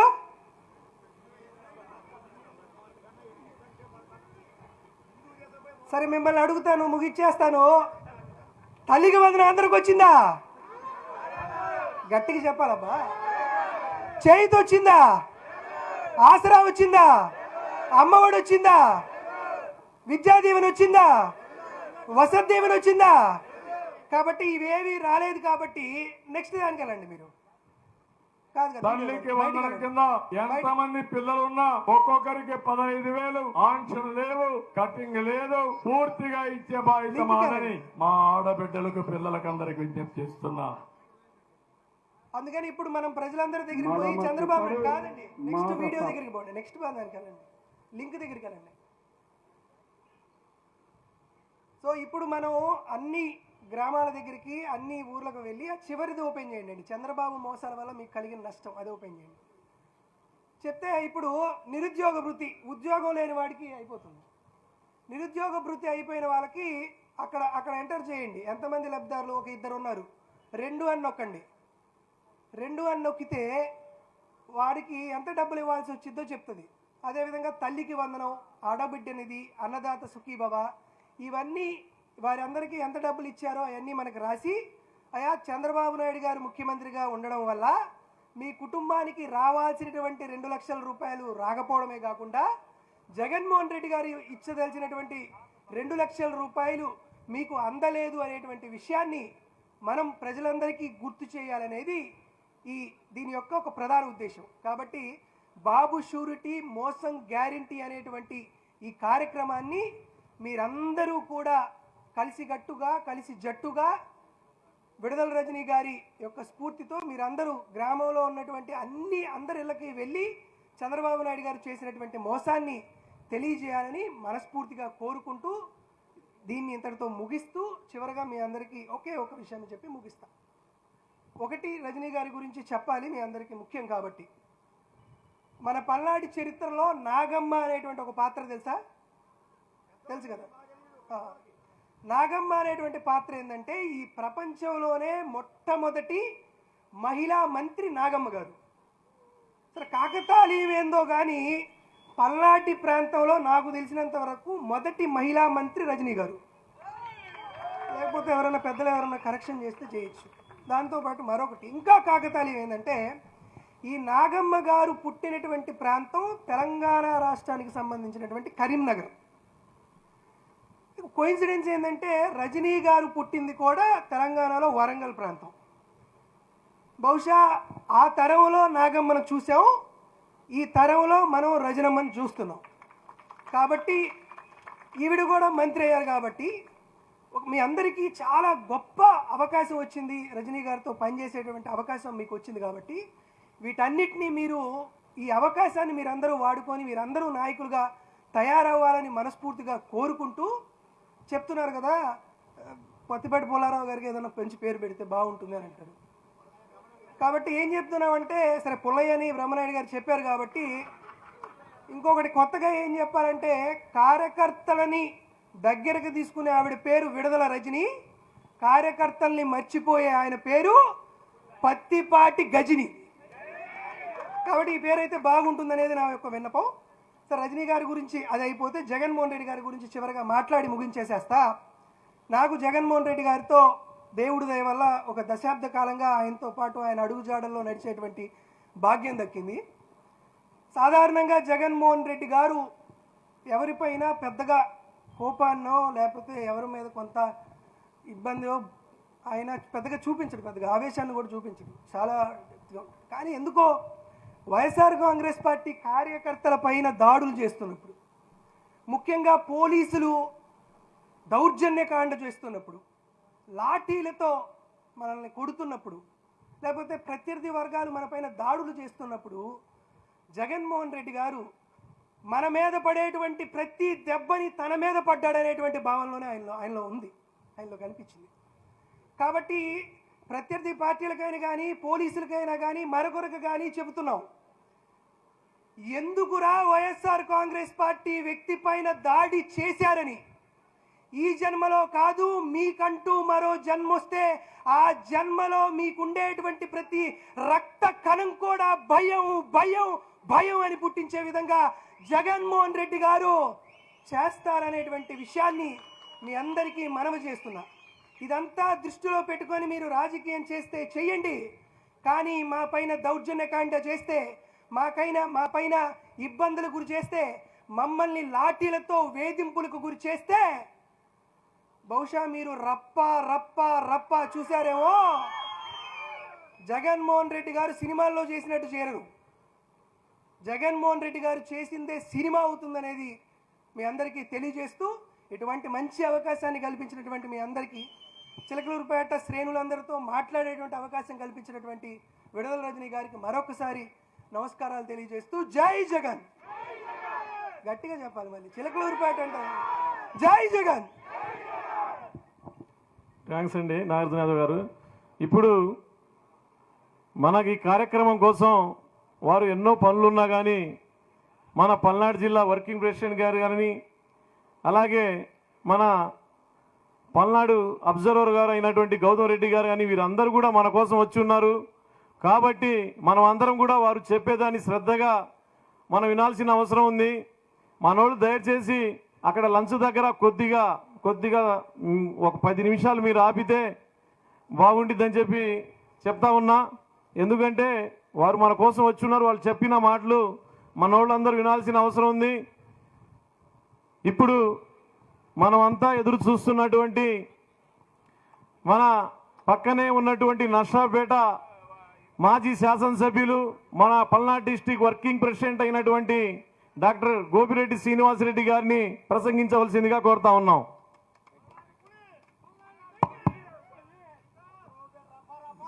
సభాధ్యక్షులు చిలకలూరుపేట పట్టణ వైఎస్ఆర్ కాంగ్రెస్ పార్టీ అధ్యక్షులు దర్యావల్లి గారికి, వేదిక మీద ఉన్న మీ అందరి అభిమాన నాయకురాలు పల్నాటి నాగమ్మ రజనీ గారికి, విడుదల రజనీ గారికి, అదేవిధంగా వినుకొండ మాజీ శాసనసభ్యులు, ఆయనకి చాలా బిరుదులు ఉన్నాయి, ఏ పేరు పెట్టినా పర్వాలేదు, పల్నాటి బ్రహ్మనాయుడు గారికి, అదేవిధంగా పల్నాడు పార్లమెంట్ పరిశీలకులు వైఎస్ఆర్ కాంగ్రెస్ పార్టీ పరిశీలకులు గౌతమ్ రెడ్డి గారికి, అట్లానే ఇప్పుడే మాట్లాడిన రాష్ట్ర వైఎస్ఆర్ కాంగ్రెస్ పార్టీ అధికార ప్రతినిధి నాగార్జున యాదవ్ గారికి, వేదిక మీద ఉన్న స్థానిక చిల్లకలూరిపేట స్థానిక నాయకులందరికీ, ఇక్కడికి విచ్చేసిన వైఎస్ఆర్ పార్టీ కుటుంబ సభ్యులందరికీ కూడా పేరు పేరున నా హృదయపూర్వక నమస్సుమాంజలి తెలియజేస్తున్నాను. ముందుగా మీ అందరికీ ఒకటే కోరిక, వినుకొండ పట్టణంలో హత్య గావించబడిన రషీద్ చనిపోయి సంవత్సరం పూర్తిగా వస్తుంది. ఈ రోజుకి 1 సంవత్సరం పూర్తయింది. కావున అందరూ 2 నిమిషాలు నించొని రషీద్కి మనందరం కూడా ఈరోజు మౌనం పాటించవలసిందిగా ప్రతి ఒక్కరిని కూడా కోరుతూ ఉన్నాను.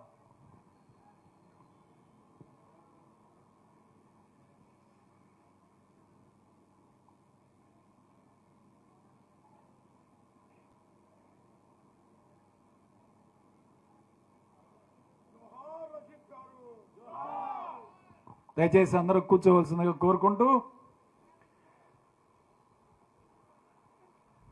ఒకటే ఈరోజు వైఎస్ఆర్ కాంగ్రెస్ పార్టీ కార్యకర్తలందరికీ కూడా ఒక మాట చెప్పమన్నారు జగన్మోహన్ రెడ్డి గారు.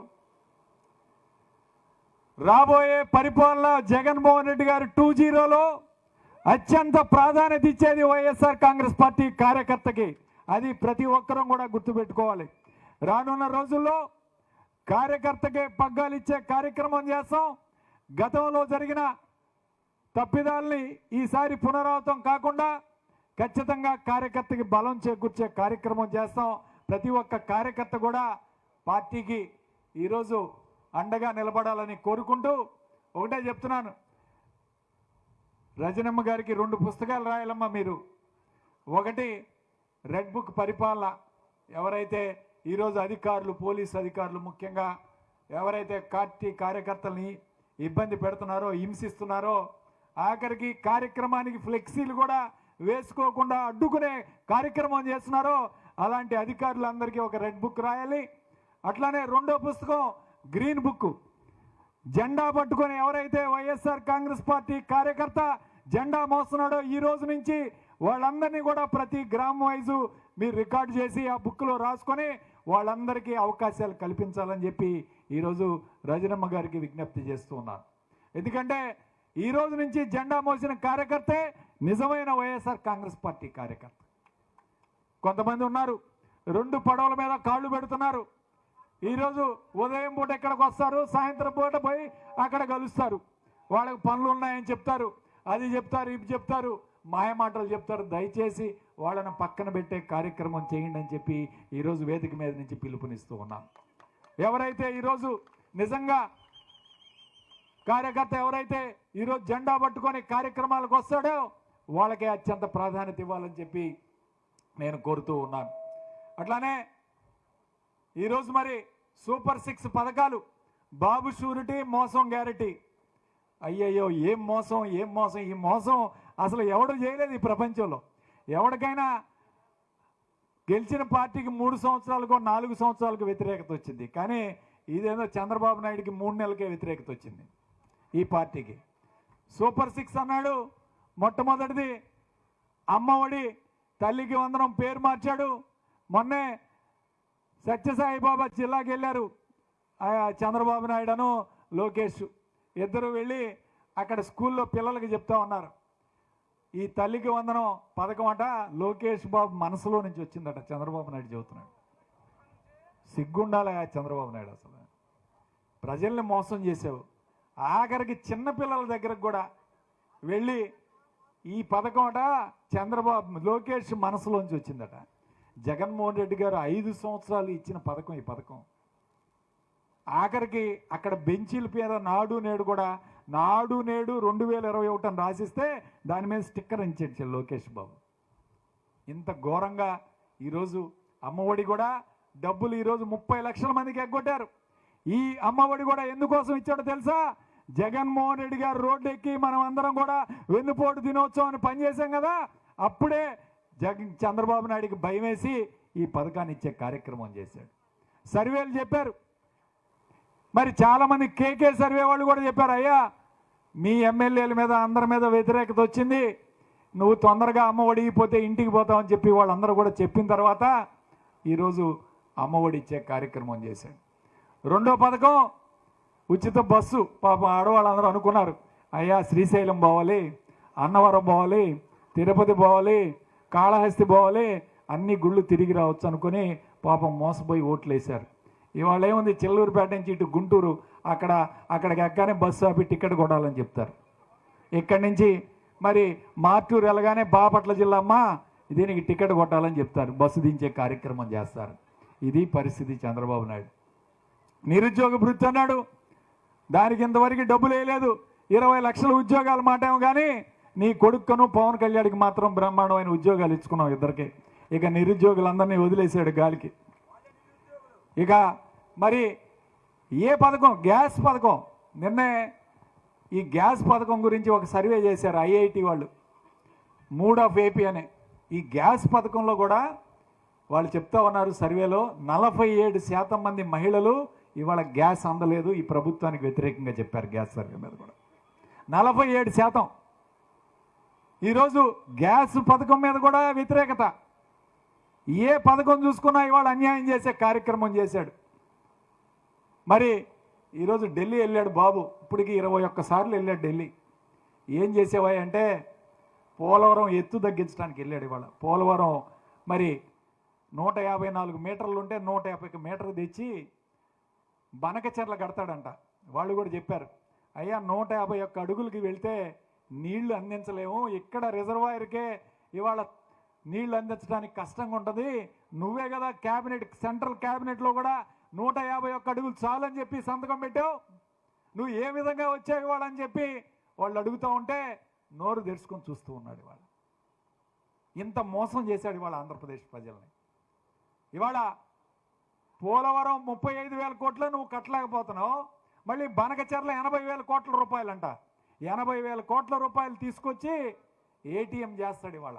దాన్ని మోడీ గారు చెప్పారు కదా, పోలవరంనే ఏటీఎం చేసి 80,000 కోట్లు అంటే డబల్ ఏటీఎం. ఇంకా రోజు ఉదయం సాయంత్రం దాని దగ్గర నుంచి డ్రా చేయడానికి 80,000 కోట్ల రూపాయలు ఇవాళ మోసం చేసే కార్యక్రమం చేస్తున్నాడు. ఇక రెడ్ బుక్ రాజ్యాంగం, దీని గురించి చెప్పాల్సిన అవసరం లేదు.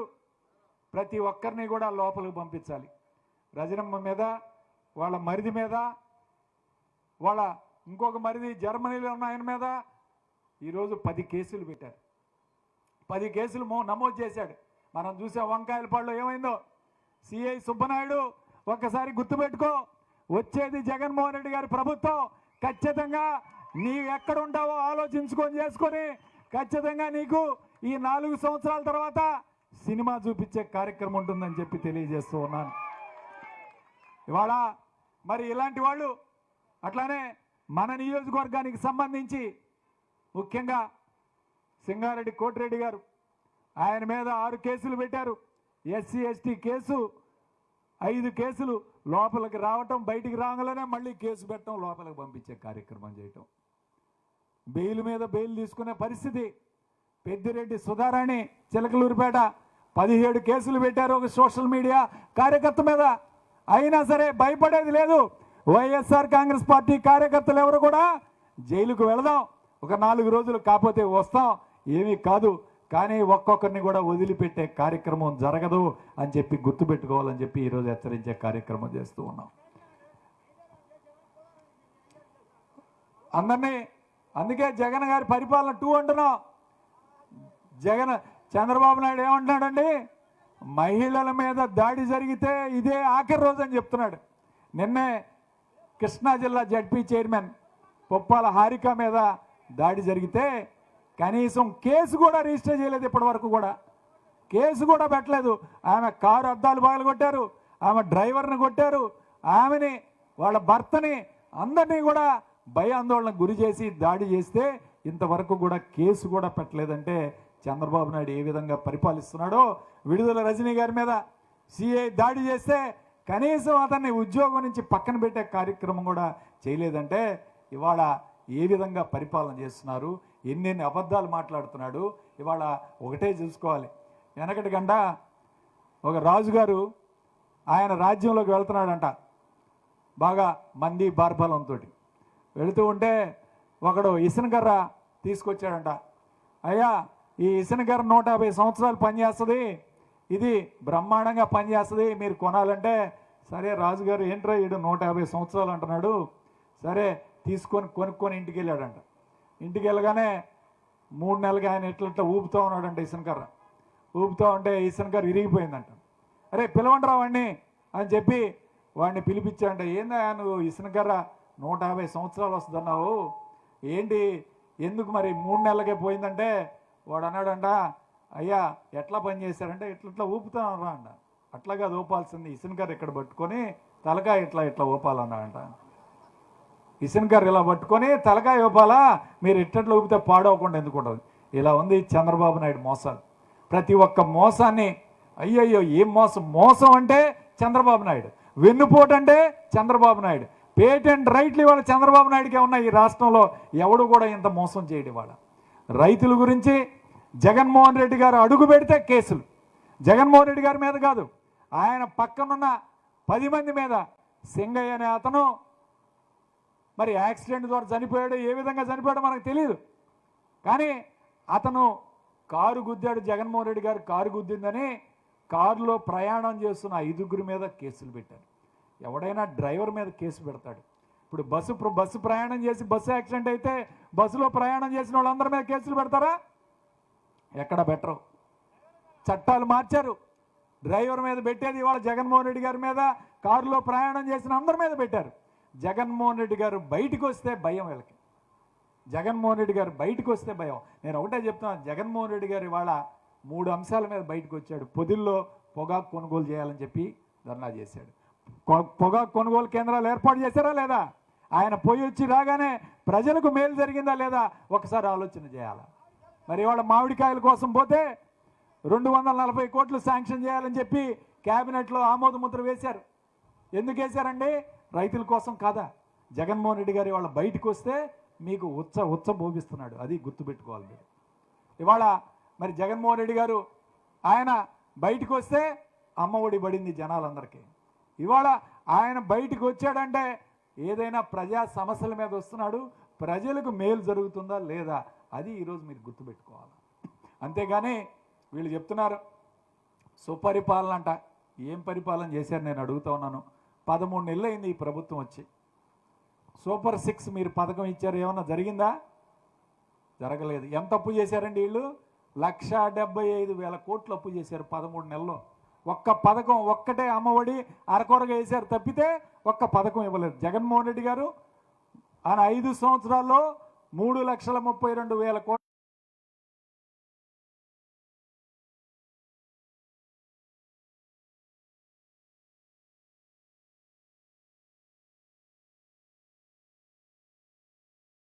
జగన్మోహన్ రెడ్డి గారి మీద, వైఎస్ఆర్ కాంగ్రెస్ పార్టీ నాయకుల మీద కేసులు పెట్టే కార్యక్రమం చేస్తారు. ఏం చేస్తున్నారు? ఈ డబ్బులు ఎవరికి సమాధానం చెప్పట్లేదు. సుపరిపాలన అని పెట్టారు. సుపరిపాలన తొలడుగు. నేను అడుగుతా ఉన్నాను, 13 నెలల నుంచి ఒక్క కొత్త పెన్షన్ ఎవరికైనా ఇచ్చారా? ఎవరికైనా ఒక్క కొత్త పెన్షన్ ఇచ్చారా? కుర్రోళ్ళు చెప్పాలి. ఒక కొత్త రేషన్ కార్డు ఇచ్చారా? ఒకరికి ఇళ్ల పట్టా ఇచ్చారా?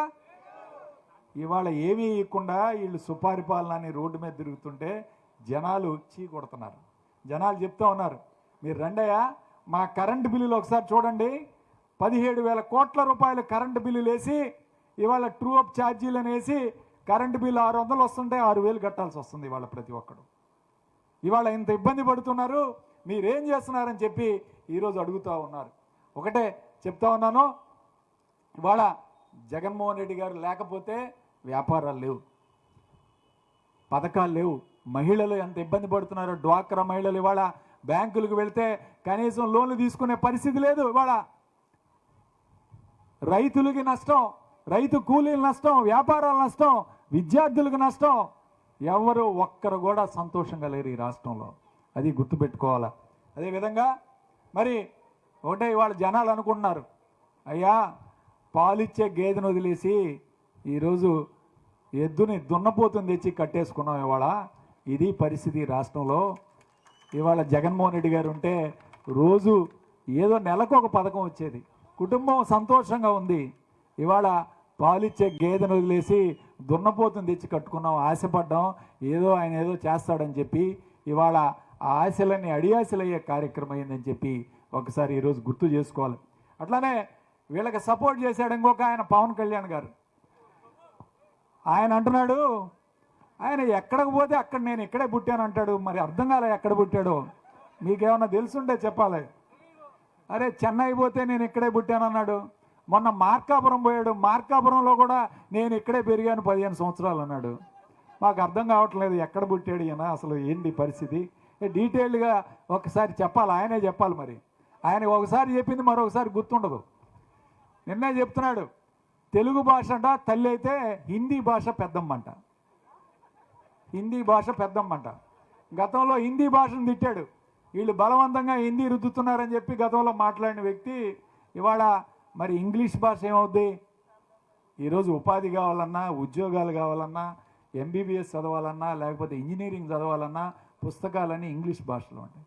ఇంగ్లీష్ భాష మన ఇంటి అల్లుడిని మర్చిపోతావా? అల్లుడిని గౌరవం ఇవ్వాలి. నువ్వు తల్లి పెద్దమ్మ కాదు, ముందు తల్లి తర్వాత అల్లుడే. తల్లి అల్లుడు ఇద్దరు ముఖ్యం.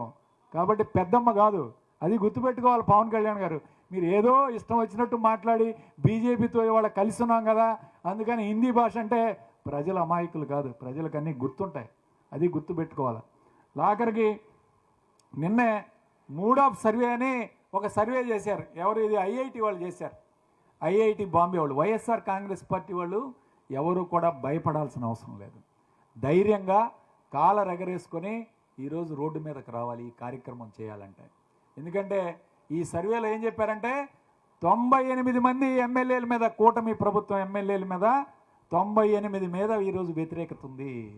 ఇది చేసింది ఎవరో సామాన్యులు కాదు, ఐఐటి చెన్నై, ఐఐటి బాంబే వాళ్ళు, బయట వాళ్ళు చేశారు. మూడ్ ఆఫ్ ఏపీ అని సర్వే చేశారు, 3 రోజుల క్రితం వచ్చింది. అందులో మంత్రులు 13 మంది మంత్రుల మీద ఈరోజు వ్యతిరేకత ఉంది. 25 మందిలో 13 మంది మంత్రులు, ఎంపీల్లో 11 ఎంపీల మీద వ్యతిరేకత ఉంది. ఎమ్మెల్యేలో 98 మంది మీద ఇవాళ వ్యతిరేకత కనపడతా ఉంది. ఇవాళ ఈ విధంగా ఉంటే వైఎస్ఆర్ కాంగ్రెస్ పార్టీ ఇవాళ రోజు రోజుకి ఈరోజు బలోపేతం అవుతూ ఉంది. కార్యకర్తలు ఉత్సాహంగా వస్తున్నారు, రోడ్డు మీదకి రావాలి, మనం బలంగా ఉండాలి. అట్లానే మరి ముఖ్యంగా రజనమ్మ గారి గురించి చెప్పాలి. ఈరోజు ఆమె ఇక్కడే ఇల్లు కట్టుకొని చిలకలూరుపేటని తన సొంత స్వగ్రామంలాగా చేసుకొని ఈరోజు ఇక్కడే పోటీ చేయడానికి ఆమె సిద్ధపడుతూ ఉంది. ఎవరి మాటలు నమ్మొద్దు, దయచేసి ఆమె ఇక్కడే ఉంటుంది. ఈరోజు ఒకటే గుర్తుపెట్టుకోండి, మళ్ళీ పాత రోజులు రావాలి. 2019లో ఎలా అయితే రజనమ్మ గారిని గెలిపించుకున్నామో అత్యధిక మెజార్టీతో ఈరోజు మనం గెలిపించుకోవాలని చెప్పి ప్రతి ఒక్కరిని పిలుపునిస్తూ ఉన్నాను. ఖచ్చితంగా పుల్లారావు గురించి, ఎమ్మెల్యే గారి గురించి మనం చెప్పాల్సిన అవసరం లేదు. ఆయన ఇక్కడ ఏ భూమి రిజిస్టర్ ఆఫీస్లో కూడా చెప్పాడు, ఎవరు నాకు తెలియకుండా ఒక్క సెంటు కూడా రిజిస్ట్రేషన్ చేయకూడదని ఆఖరికి రిజిస్టర్ ఆఫీస్కి కూడా ఈరోజు వార్నింగ్ ఇచ్చే కార్యక్రమం చేశాడు. మనం కాదు, వాళ్ళ సొంత పార్టీ కార్యకర్తలు చెప్తా ఉన్నారు. వాళ్ళు సొంత పార్టీ కార్యకర్తలు భూములు కొనుక్కోవడానికి లేదు, సెంటు స్థలం కొనుక్కోవడానికి లేదు. ఇవాళ చిలకలూరుపేట టౌన్లో వాళ్ళు ఎంత ఇబ్బంది పడుతున్నారో మాకు అన్ని విషయాలు చెప్తూ ఉంటారు, ఇవాళ తెలుస్తూ ఉన్నాయి. ఖచ్చితంగా ఒకటే చెప్తున్నాను, పుల్లారావు అనే వ్యక్తి ఖచ్చితంగా ఈసారి ఓడిపోతాడు. అసలు ఆయనకి టికెట్ ఇస్తారో లేదో కూడా మాకు అనుమానం. కాబట్టి నేను ఒకటే చెప్తా ఉన్నాను, రజనమ్మ గారిని ఇక్కడ మళ్ళీ బలోపేతం చేయాలి. ప్రతి ఒక్క వైఎస్ఆర్ కాంగ్రెస్ పార్టీ కార్యకర్త, నాయకుడు ఏదైనా చిన్న సమస్యలు ఉంటే కూర్చొని మాట్లాడుకుందాం. వాటన్నిటినీ కూడా మనం సమీక్షించుకొని వాటిని పరిష్కారం చేసుకొని ముందుకు వెళ్ళే కార్యక్రమం చేద్దాం. ఈ పల్నాడు జిల్లా వైఎస్ఆర్ కాంగ్రెస్ పార్టీ అడ్డాలాగా మార్చాలి. మళ్ళీ 7కి 7 గెలవాలి, ఎంపీని గెలుచుకోవాలి. ఈ 8 సీట్లు కూడా మళ్ళీ జగన్మోహన్ రెడ్డి గారికి మనం బహుమానంగా ఇవ్వాలని చెప్పి తెలియజేస్తూ పేరున మీ అందరికీ కూడా ధన్యవాదాలు తెలుపుకుంటూ సెలవు తీసుకుంటాం. గోపిరెడ్డి అన్న గారికి చాలా కృతజ్ఞతలు అన్నా. ఇప్పుడు మన పల్నాడు డిస్ట్రిక్ట్ అబ్జర్వర్ అయినటువంటి గౌతమ్ రెడ్డి గారు మాట్లాడే ముందుగా ఒక చిన్న మాట అన్నా. మన మేడం గారికి ఒక చిన్న మనవి చేస్తా ఉన్నా. మన పట్టణంలో ఈ కార్యక్రమం గురించి అందరికీ చెప్తా ఉంటే మన కార్యకర్తలు ఒక మాట చెప్తా ఉన్నారు. ఏంటంటే ఈరోజు ఇంతమంది కార్యకర్తలు వచ్చారంటే అది మీ పట్ల అభిమానం కానీ, మన పార్టీ పట్ల ఉన్నటువంటి కమిట్మెంట్ కానీ, ఏదైనా సరే ప్రతి ఒక్కళ్ళు కూడా ఆపడానికి ఎన్నో రకాలుగా ప్రయత్నాలు జరిగినాయి. అయినా సరే ఎవరు కూడా లెక్క చేయకుండా ఈరోజు ఈ కార్యక్రమానికి ఇంతమంది వచ్చారు. వారు చెప్పేది ఏంటంటే, అన్న ఈరోజు మేమందరం వచ్చాం, ఇంకొన్నాళ్ళు పోతే ఇంకొద్ది మంది ఎక్కువ వస్తారు, ఎన్నికల ముందు ఇంకా ఎక్కువ మంది వస్తారు, మేడం గారు గెలిచిన తర్వాత ఇంకా కొత్త కొత్త ముఖాలు కనబడతాయి. అక్కడ ఈరోజు మనం పనిచేసినటువంటి కార్యకర్తలు ఉన్నాం కదా, మనం నిలబడటానికి కూడా కనీసం స్థలం దొరకదన్నా, ఆ విధంగా వస్తూ ఉంటారు. కానీ ఈరోజు వచ్చినటువంటి కార్యకర్తలందరినీ ఎప్పటికీ మర్చిపోవద్దన్నా, మనందరినీ గుర్తు పెట్టుకొని ఈరోజు వచ్చినటువంటి వాళ్ళు ఎవరు, రేపు ఎన్నికల ముందు వచ్చేటువంటి వాళ్ళు ఎవరు, తర్వాత గెలిచినాక వస్తున్నటువంటి కార్యకర్తలు ఎవరు అని చెప్పి కొద్దిగా గుర్తు పెట్టుకోమని చెప్పి మీ ద్వారాగా చెప్పండి అని చెప్పి చెప్పారు. కాబట్టి ఇది మీ దృష్టికి తీసుకొస్తున్నామా. Thank you. ఇప్పుడు మన గౌతమ్ రెడ్డి గారు మనందరి ఉద్దేశించి మాట్లాడతారు. ఈనాటి అధ్యక్షులు మా వెంకటేశ్వర్లు గారు, దరియా వెంకటేశ్వరి, ముఖ్య అతిథిగా విచ్చేసినటువంటి మన జిల్లా వర్కింగ్ ప్రెసిడెంట్ ఎన్ఎస్ శ్రీనివాసరెడ్డి గారు, పల్నాడు అదేవిధంగా వెనుకొండ నియోజకవర్గ మాజీ శాసనసభ్యులు బ్రహ్మనాయుడు గారు, మన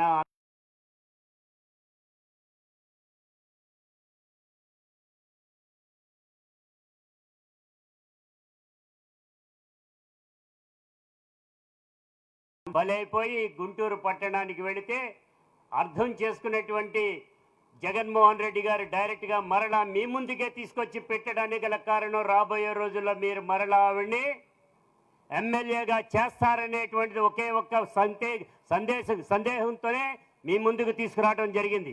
ఇది గుర్తుపెట్టుకోవాలని చెప్తున్నా. నేను ఇక్కడికి వచ్చినటువంటిది ఒకటే, ఇందాక వెంకటేశ్వర దయ్యా గారు చెప్పినటువంటి పద్ధతి ఏదైతే ఉందో దానికోసం ఇక్కడికి రావడం అనేటువంటి జరిగింది.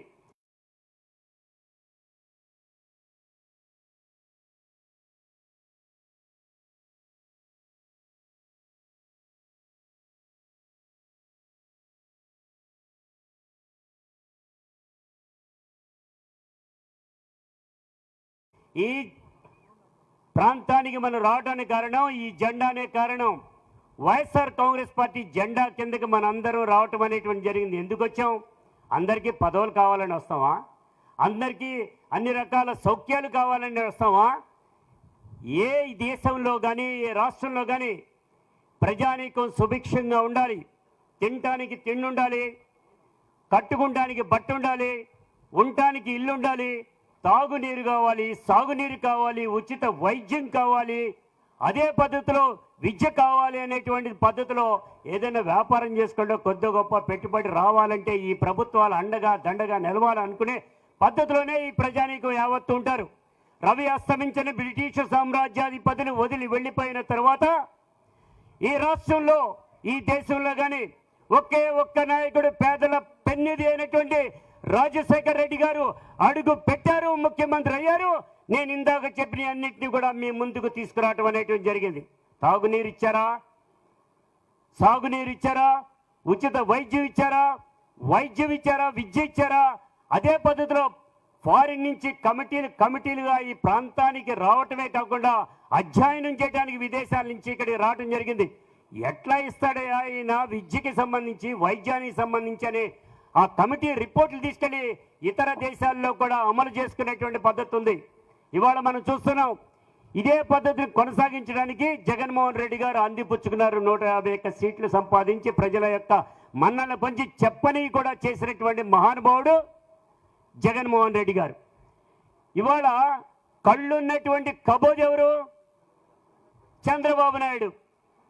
నేను చెప్తా ఉన్నా, 5,66,00,000 మంది పైచిలకు ప్రజానీకానికి 2,36,00,000 రూపాయలు, 2,36,00,000 రూపాయలు డైరెక్ట్ గా ప్రజలకు అందజేసినటువంటి మహానుభావుడు జగన్మోహన్ రెడ్డి గారు. నేను చెప్తున్నా, ఈ రాష్ట్రంలో ఒకటి తీసుకుందాం, నాయకుడు అంటే గుర్తింపు ఉండాలి. రాజశేఖర రెడ్డి గారిని గుర్తుపెట్టుకోవాలంటే ఏమంటాం? ఉచిత విద్యనిచ్చాడు, వైద్యాన్నిచ్చాడు, ఆహా అనేటువంటి పద్ధతులు ఉంది. జగన్మోహన్ రెడ్డి గారిని గుర్తుపెట్టుకోవాలంటే రైతు భరోసా కేంద్రాలు ఏర్పాటు చేశాడు, రైతన్నలకు అండగా ఉన్నాడు, అదే పద్ధతిలో ఇంటింటికి డాక్టర్ని పంపించాడు అనేటువంటిది ఉంది. కానీ జగన్మోహన్ రెడ్డి గారిని, రాజశేఖర రెడ్డి గారిని చూసిన తర్వాత మరి ఇంకో ఎవరిని చూస్తున్నాం? చంద్రబాబు నాయుడిని చూస్తుంటే మనకు గుర్తుకొచ్చేది ఏంటండి? ఏమన్నా చేశాడు? ఒక్క పథకం ఉందని ఆయన మోసం మోసం మోసం తప్ప మరొకటి ఉందా? నేను ఒకటే చెప్తా, 20 లక్షల ఉద్యోగాలు ఇస్తా అన్నాడు. ఓకే, 20 లక్షల ఉద్యోగాలు ఇవ్వకపోగా 3,000 రూపాయలు నిరుద్యోగ భృతి ఇస్తా అన్నాడు. ఇవాళ 2014 కూడా చెప్పాడు, పెద్ద ఉద్యోగం నేను తీసుకొచ్చి ఎమ్మెల్సీగా ఇస్తున్నాను, మంత్రిగా ఇస్తున్నాను. లోకేష్ ఇచ్చారు. సరే 2024కి వచ్చారు, మరలా అదే పాటుపడ్డారు. మనం నమ్మాం, ఓట్లేసాం, అయిపోయింది. ఇవాళ నేను మొన్న చెప్పాను, జనాలందరికీ కూడా మళ్ళీ గుర్తుపెట్టుకుంటారేమో, Pawan Kalyan mister my dear brother నువ్వు చెప్పానగానే వాళ్ళ అన్నకి ఎమ్మెల్సీ పదవి ఇచ్చుకున్నాడు, ఉద్యోగం ఇచ్చేశాను. మా అన్నకి ఉద్యోగం ఇస్తే రాష్ట్రంలో ఉండేటువంటి వాళ్ళందరికీ కూడా ఉద్యోగాలు ఇప్పిస్తాననేటువంటి చెప్తున్నారు. నేను ఒకటే చెప్తున్నా, ఈ రాష్ట్రంలో ఎక్కడైనా దమ్ము ధైర్యం కలిగినటువంటి టీడీపీ కార్యకర్తలుంటే, మీ హయాంలో ఏమైనా జరిగితే, ఏమైనటువంటి అభివృద్ధి జరిగితే తమాని ఈ యొక్క చిలకలూరుపేట నడిబొడ్లో కూర్చున్నాం, రజనమ్మ గారు కూర్చుంటారు. 2019 నుంచి 24 వరకు జరిగింది ఏంటి? నువ్వు 2014 నుంచి 19 వరకు కానీ గతంలో కూడా నువ్వు చేసినటువంటి ఏంటి? చర్చకి రాగలవా పుల్లారావు? రాగలవా నువ్వు? లేదంటే కనుక నీకు సంబంధించినటువంటి వాళ్ళందరినీ తెచ్చుకుంటావా? లొకేషన్ తెచ్చుకుంటా కమాన్ అనేటువంటి చెప్తున్నాం. నేను ఒకటే ఉదాహరణ చెప్తున్నా, ఈ రాష్ట్రంలో ఈ రాష్ట్రానికి సంబంధించినంత వరకు కూడా చంద్రబాబు నాయుడు గారు 42 యూనిట్లు పెడితే, ఏది 42 ఫ్యాక్టరీలు పెడితే, జగన్మోహన్ రెడ్డి గారు ఒక్క ఏడాదిలోనూ 111 ఫ్యాక్టరీలు ప్రారంభించడం జరిగింది. ఈ 4 సంవత్సరాల కాలంలో 47,485 కోట్ల రూపాయలతో 28,343 ఫ్యాక్టరీలు, చిన్న పెద్దవి కాబట్టి ఇవన్నీ కూడా తీసుకొచ్చింది మన జగన్మోహన్ రెడ్డి గారు. 20 లక్షల ఉద్యోగాలు జగన్మోహన్ రెడ్డి గారు ఇచ్చారు. నువ్వేమైనా ఇచ్చావా అంటే ఇవాళ ఉండేటువంటి ఉద్యోగాలు పీకేస్తున్నావు.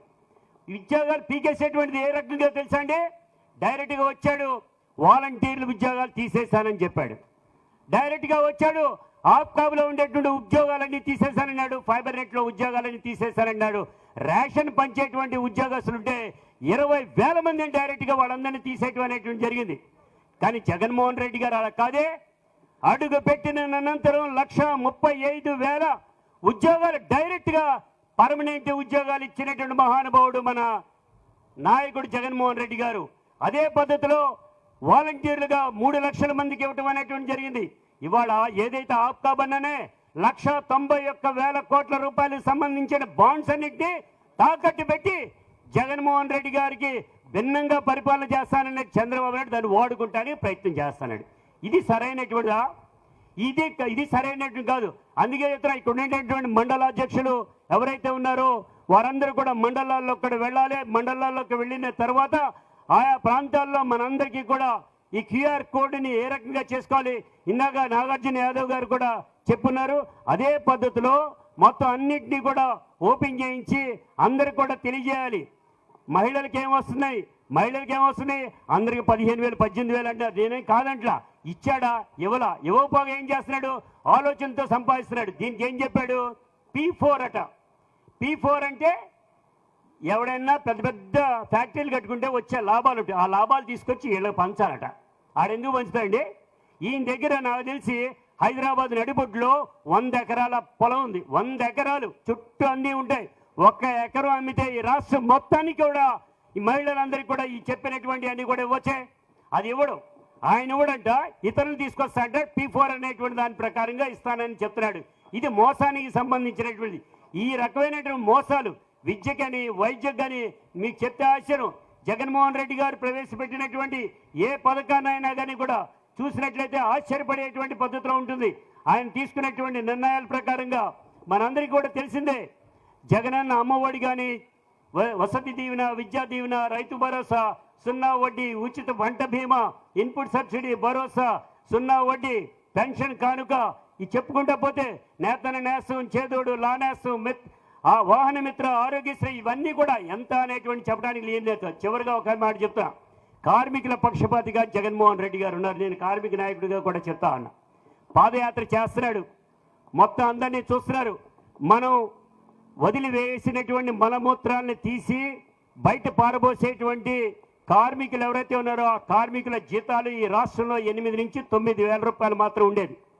కానీ జగన్మోహన్ రెడ్డి గారు అధికారంలో రాగానే వారి యొక్క బాధలను గ్రహించి 18,000 రూపాయలు చేయడం జరిగింది.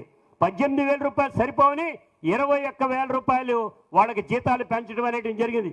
ఏ కార్మికుడు ఎక్కడైనా ఉండే ఆటో కార్మికుడా, దోబియా, దర్జీయా, లేదంటే కనుక బెస్తవాళ్ళ, లేకపోతే మరొకట ఏ కార్మికుడైనా కానీ వాడికి 10,000 రూపాయలు ఇవ్వాలని ప్రతి సంవత్సరం ఇవ్వటం అనేటువంటి జరిగిందంటే ఇది దాతృత్వం కాదానన్నా కార్మికుల పక్షపాతి, రైతు పక్షపాతి జగన్మోహన్ రెడ్డి గారు కాదా అనేటువంటి చెప్తున్నాం. అందుకే ఏదైతే చంద్రబాబు నాయుడు చేసిన మోసాలు ఏమన్నాయో వాటన్నింటినీ మీరు అందరూ కూడా చెప్పాలి.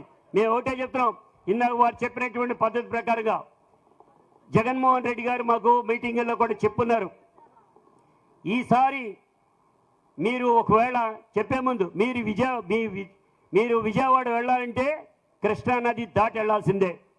దాటి వెళ్లకుండా వెళ్ళటానికి వీళ్ళు ఈదుకుంటూ వెళ్ళాలంటే కూడా అవదు.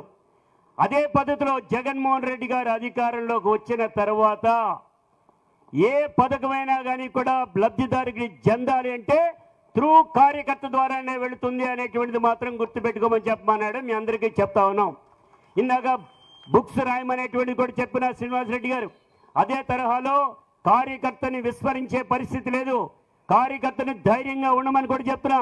ధైర్యంగా ఉండటానికి కారణం ఒకటి, జగన్మోహన్ రెడ్డి గారు అడుగు వేసేటువంటి పద్ధతిలో మా మీద 100 కేసులు ఉన్నాయి. నా మీద నన్ను ఏం చేయలేడు, మర్డర్ కేసులు పెడుతున్నారు, ఏమీ చేయలేరు అనేటువంటి కూడా చెప్తున్నాం. అదే తరహాలో మీరు కూడా ఉండండి. మీకు అండగా దండగా రజనమ్మ గారు కూడా ఉంటారు. ఈ రాష్ట్రంలో ఈ జిల్లాలో శ్రీనివాసరెడ్డి గారు కానీ మేమందరం కూడా ఉంటాం. ఈ జిల్లా ఒక ప్రత్యేకమైనటువంటి జిల్లా. ఆంధ్రప్రదేశ్ రాష్ట్రంలో ఇది ఒక ఫ్యాషన్ మొత్తాన్ని కూడా ఇదంతా కూడా రప్చర్ క్యాండిడేట్స్ ఉంటారు అనేటువంటి చెప్తున్నారు అనేటువంటి. కానీ అలాంటిదేం కాదు. హాయిగా ఈ జిల్లా ప్రజానీకం హక్కుని చేర్చుకునేటువంటి పద్ధతిలో ఉండేటువంటి వాళ్ళని రెచ్చగొట్టేటువంటి పద్ధతిలో చంద్రబాబు నాయుడు తీసుకునే నిర్ణయం ప్రకారమే కార్యకర్తలకు అండగా జగన్మోహన్ రెడ్డి గారు ఉంటారు. ఈ జిల్లాలో ముఖ్యంగా మేము అందరం కూడా మీ అండగా దండగా ఉంటాం. మీకు ఏ రకమైన ఇబ్బంది జరిగినా కూడా తెలియజేస్తూ ఈ రోజున ఇవాళే వినుకొండలో జరిగినటువంటి సంఘటనకి సంవత్సరం అయింది. ఆయన చనిపోయి ఆయనకి గడువైనటువంటి నివాళులు అర్పించాం. రేపు రాబోయే రోజుల్లో అటువంటి కార్యక్రమాలు చేసేటువంటి పద్ధతి ఉండదని చెప్తున్నాం. ఒకటే చెప్తున్నాం, జగన్మోహన్ రెడ్డి గారు మీ ఇష్టం కానిందంటే ఎంతవరకు మిగులుతారయా ఈ టీడీపీ కార్యకర్తలు? నేను అడుగుతున్నా, నువ్వు సై కానీ అని అంటే మాత్రం వద్దు అని అంటున్నాడు. ప్రజాస్వామ్యబద్ధంగా మనం ఉందామని అన్నాడు కాబట్టి పద్ధతిలో తీసుకొస్తున్నాం. అందుకే ఈ మోసాలన్నింటినీ కూడా బయట పెట్టాలని మీ అందరికి కూడా తెలియజేస్తూ ఈ అవకాశం ఇచ్చిన నాకు ధన్యవాదాలు తెలియజేస్తున్నా. జై జగన్. ఈరోజు ఇప్పుడు గౌతమ్ అన్న చెప్పాడు ఇందాక, మీరందరూ కూడా రసీదు హత్య చేసినటువంటి పరిస్థితి మీ అందరికీ తెలుసు. ఇందాక సంతాపం తెలియపరిచిన మీ అందరికి కూడా మనస్ఫూర్తిగా ధన్యవాదాలు, కృతజ్ఞతలు తెలియపరుచుకుంటున్నాను. కానీ ఈరోజు వాస్తవంగా ఫస్ట్ వినుకొండ, పల్నాడు అంటే వినుకొండలో ఆ రసీదుని హత్య చేసిన విధానం చూస్తే రాక్షసుల్లాగా తెలుగుదేశం పార్టీ లోకేష్ గారు వారందరూ కలిసి ఒక పథకం ప్రకారం ఆ రసీదుని ఒక అమానుషంగా నరికి అందరూ చూస్తుండగా, వేల మంది అక్కడ చూస్తుండగా, పోలీసు వారు అక్కడ ఉండగా నరికి చంపినటువంటి పరిస్థితి. దాంట్లో ఉన్నటువంటి వినుకొండ ఇప్పుడున్న శాసనసభ్యుడు వాళ్ళందరూ కూడా ఈ రోజు కూడా వాళ్ళని పలకరించి కానీ, వారి కుటుంబానికి అన్యాయం జరిగిందని కానీ వారిని పరామర్శించింది కానీ లేదు. కావాలని వీరందరూ కుట్రబన్ని చంపినటువంటిదే వినుకొండ రసీదు హత్య. ఆనాడు జగన్మోహన్ రెడ్డి గారు వచ్చారు. ఆ హత్య జరిగిన పరిస్థితి చూసి ఆయన మనసు కరిగి ఆయన కూడా వచ్చి ఆ కుటుంబాన్ని పరామర్శించారని ఈ సందర్భంగా తెలియపరుచుకుంటూ, ఈ రోజుకి సంవత్సరమైన సందర్భంగా ఆ కుటుంబానికి అండగా ఉంటామని జగన్మోహన్ రెడ్డి గారు పూర్తి స్థాయిలో ఆ కుటుంబాన్ని పరామర్శించమని మరొకసారి చెప్పడం జరిగింది. కంపల్సరిగా ఆ కుటుంబానికి అండగా ఉంటామని ఈ సందర్భంగా తెలియపరచుకుంటూ, ఇదే తెలుగుదేశం పార్టీ రౌడీ మోక, రౌడీ రాజ్యం, ఎర్ర బుక్కు రాజ్యాంగం ఆ రషీద్ని కిరాతకంగా చంపారని మరొకసారి ప్రజలు గమనిస్తారు.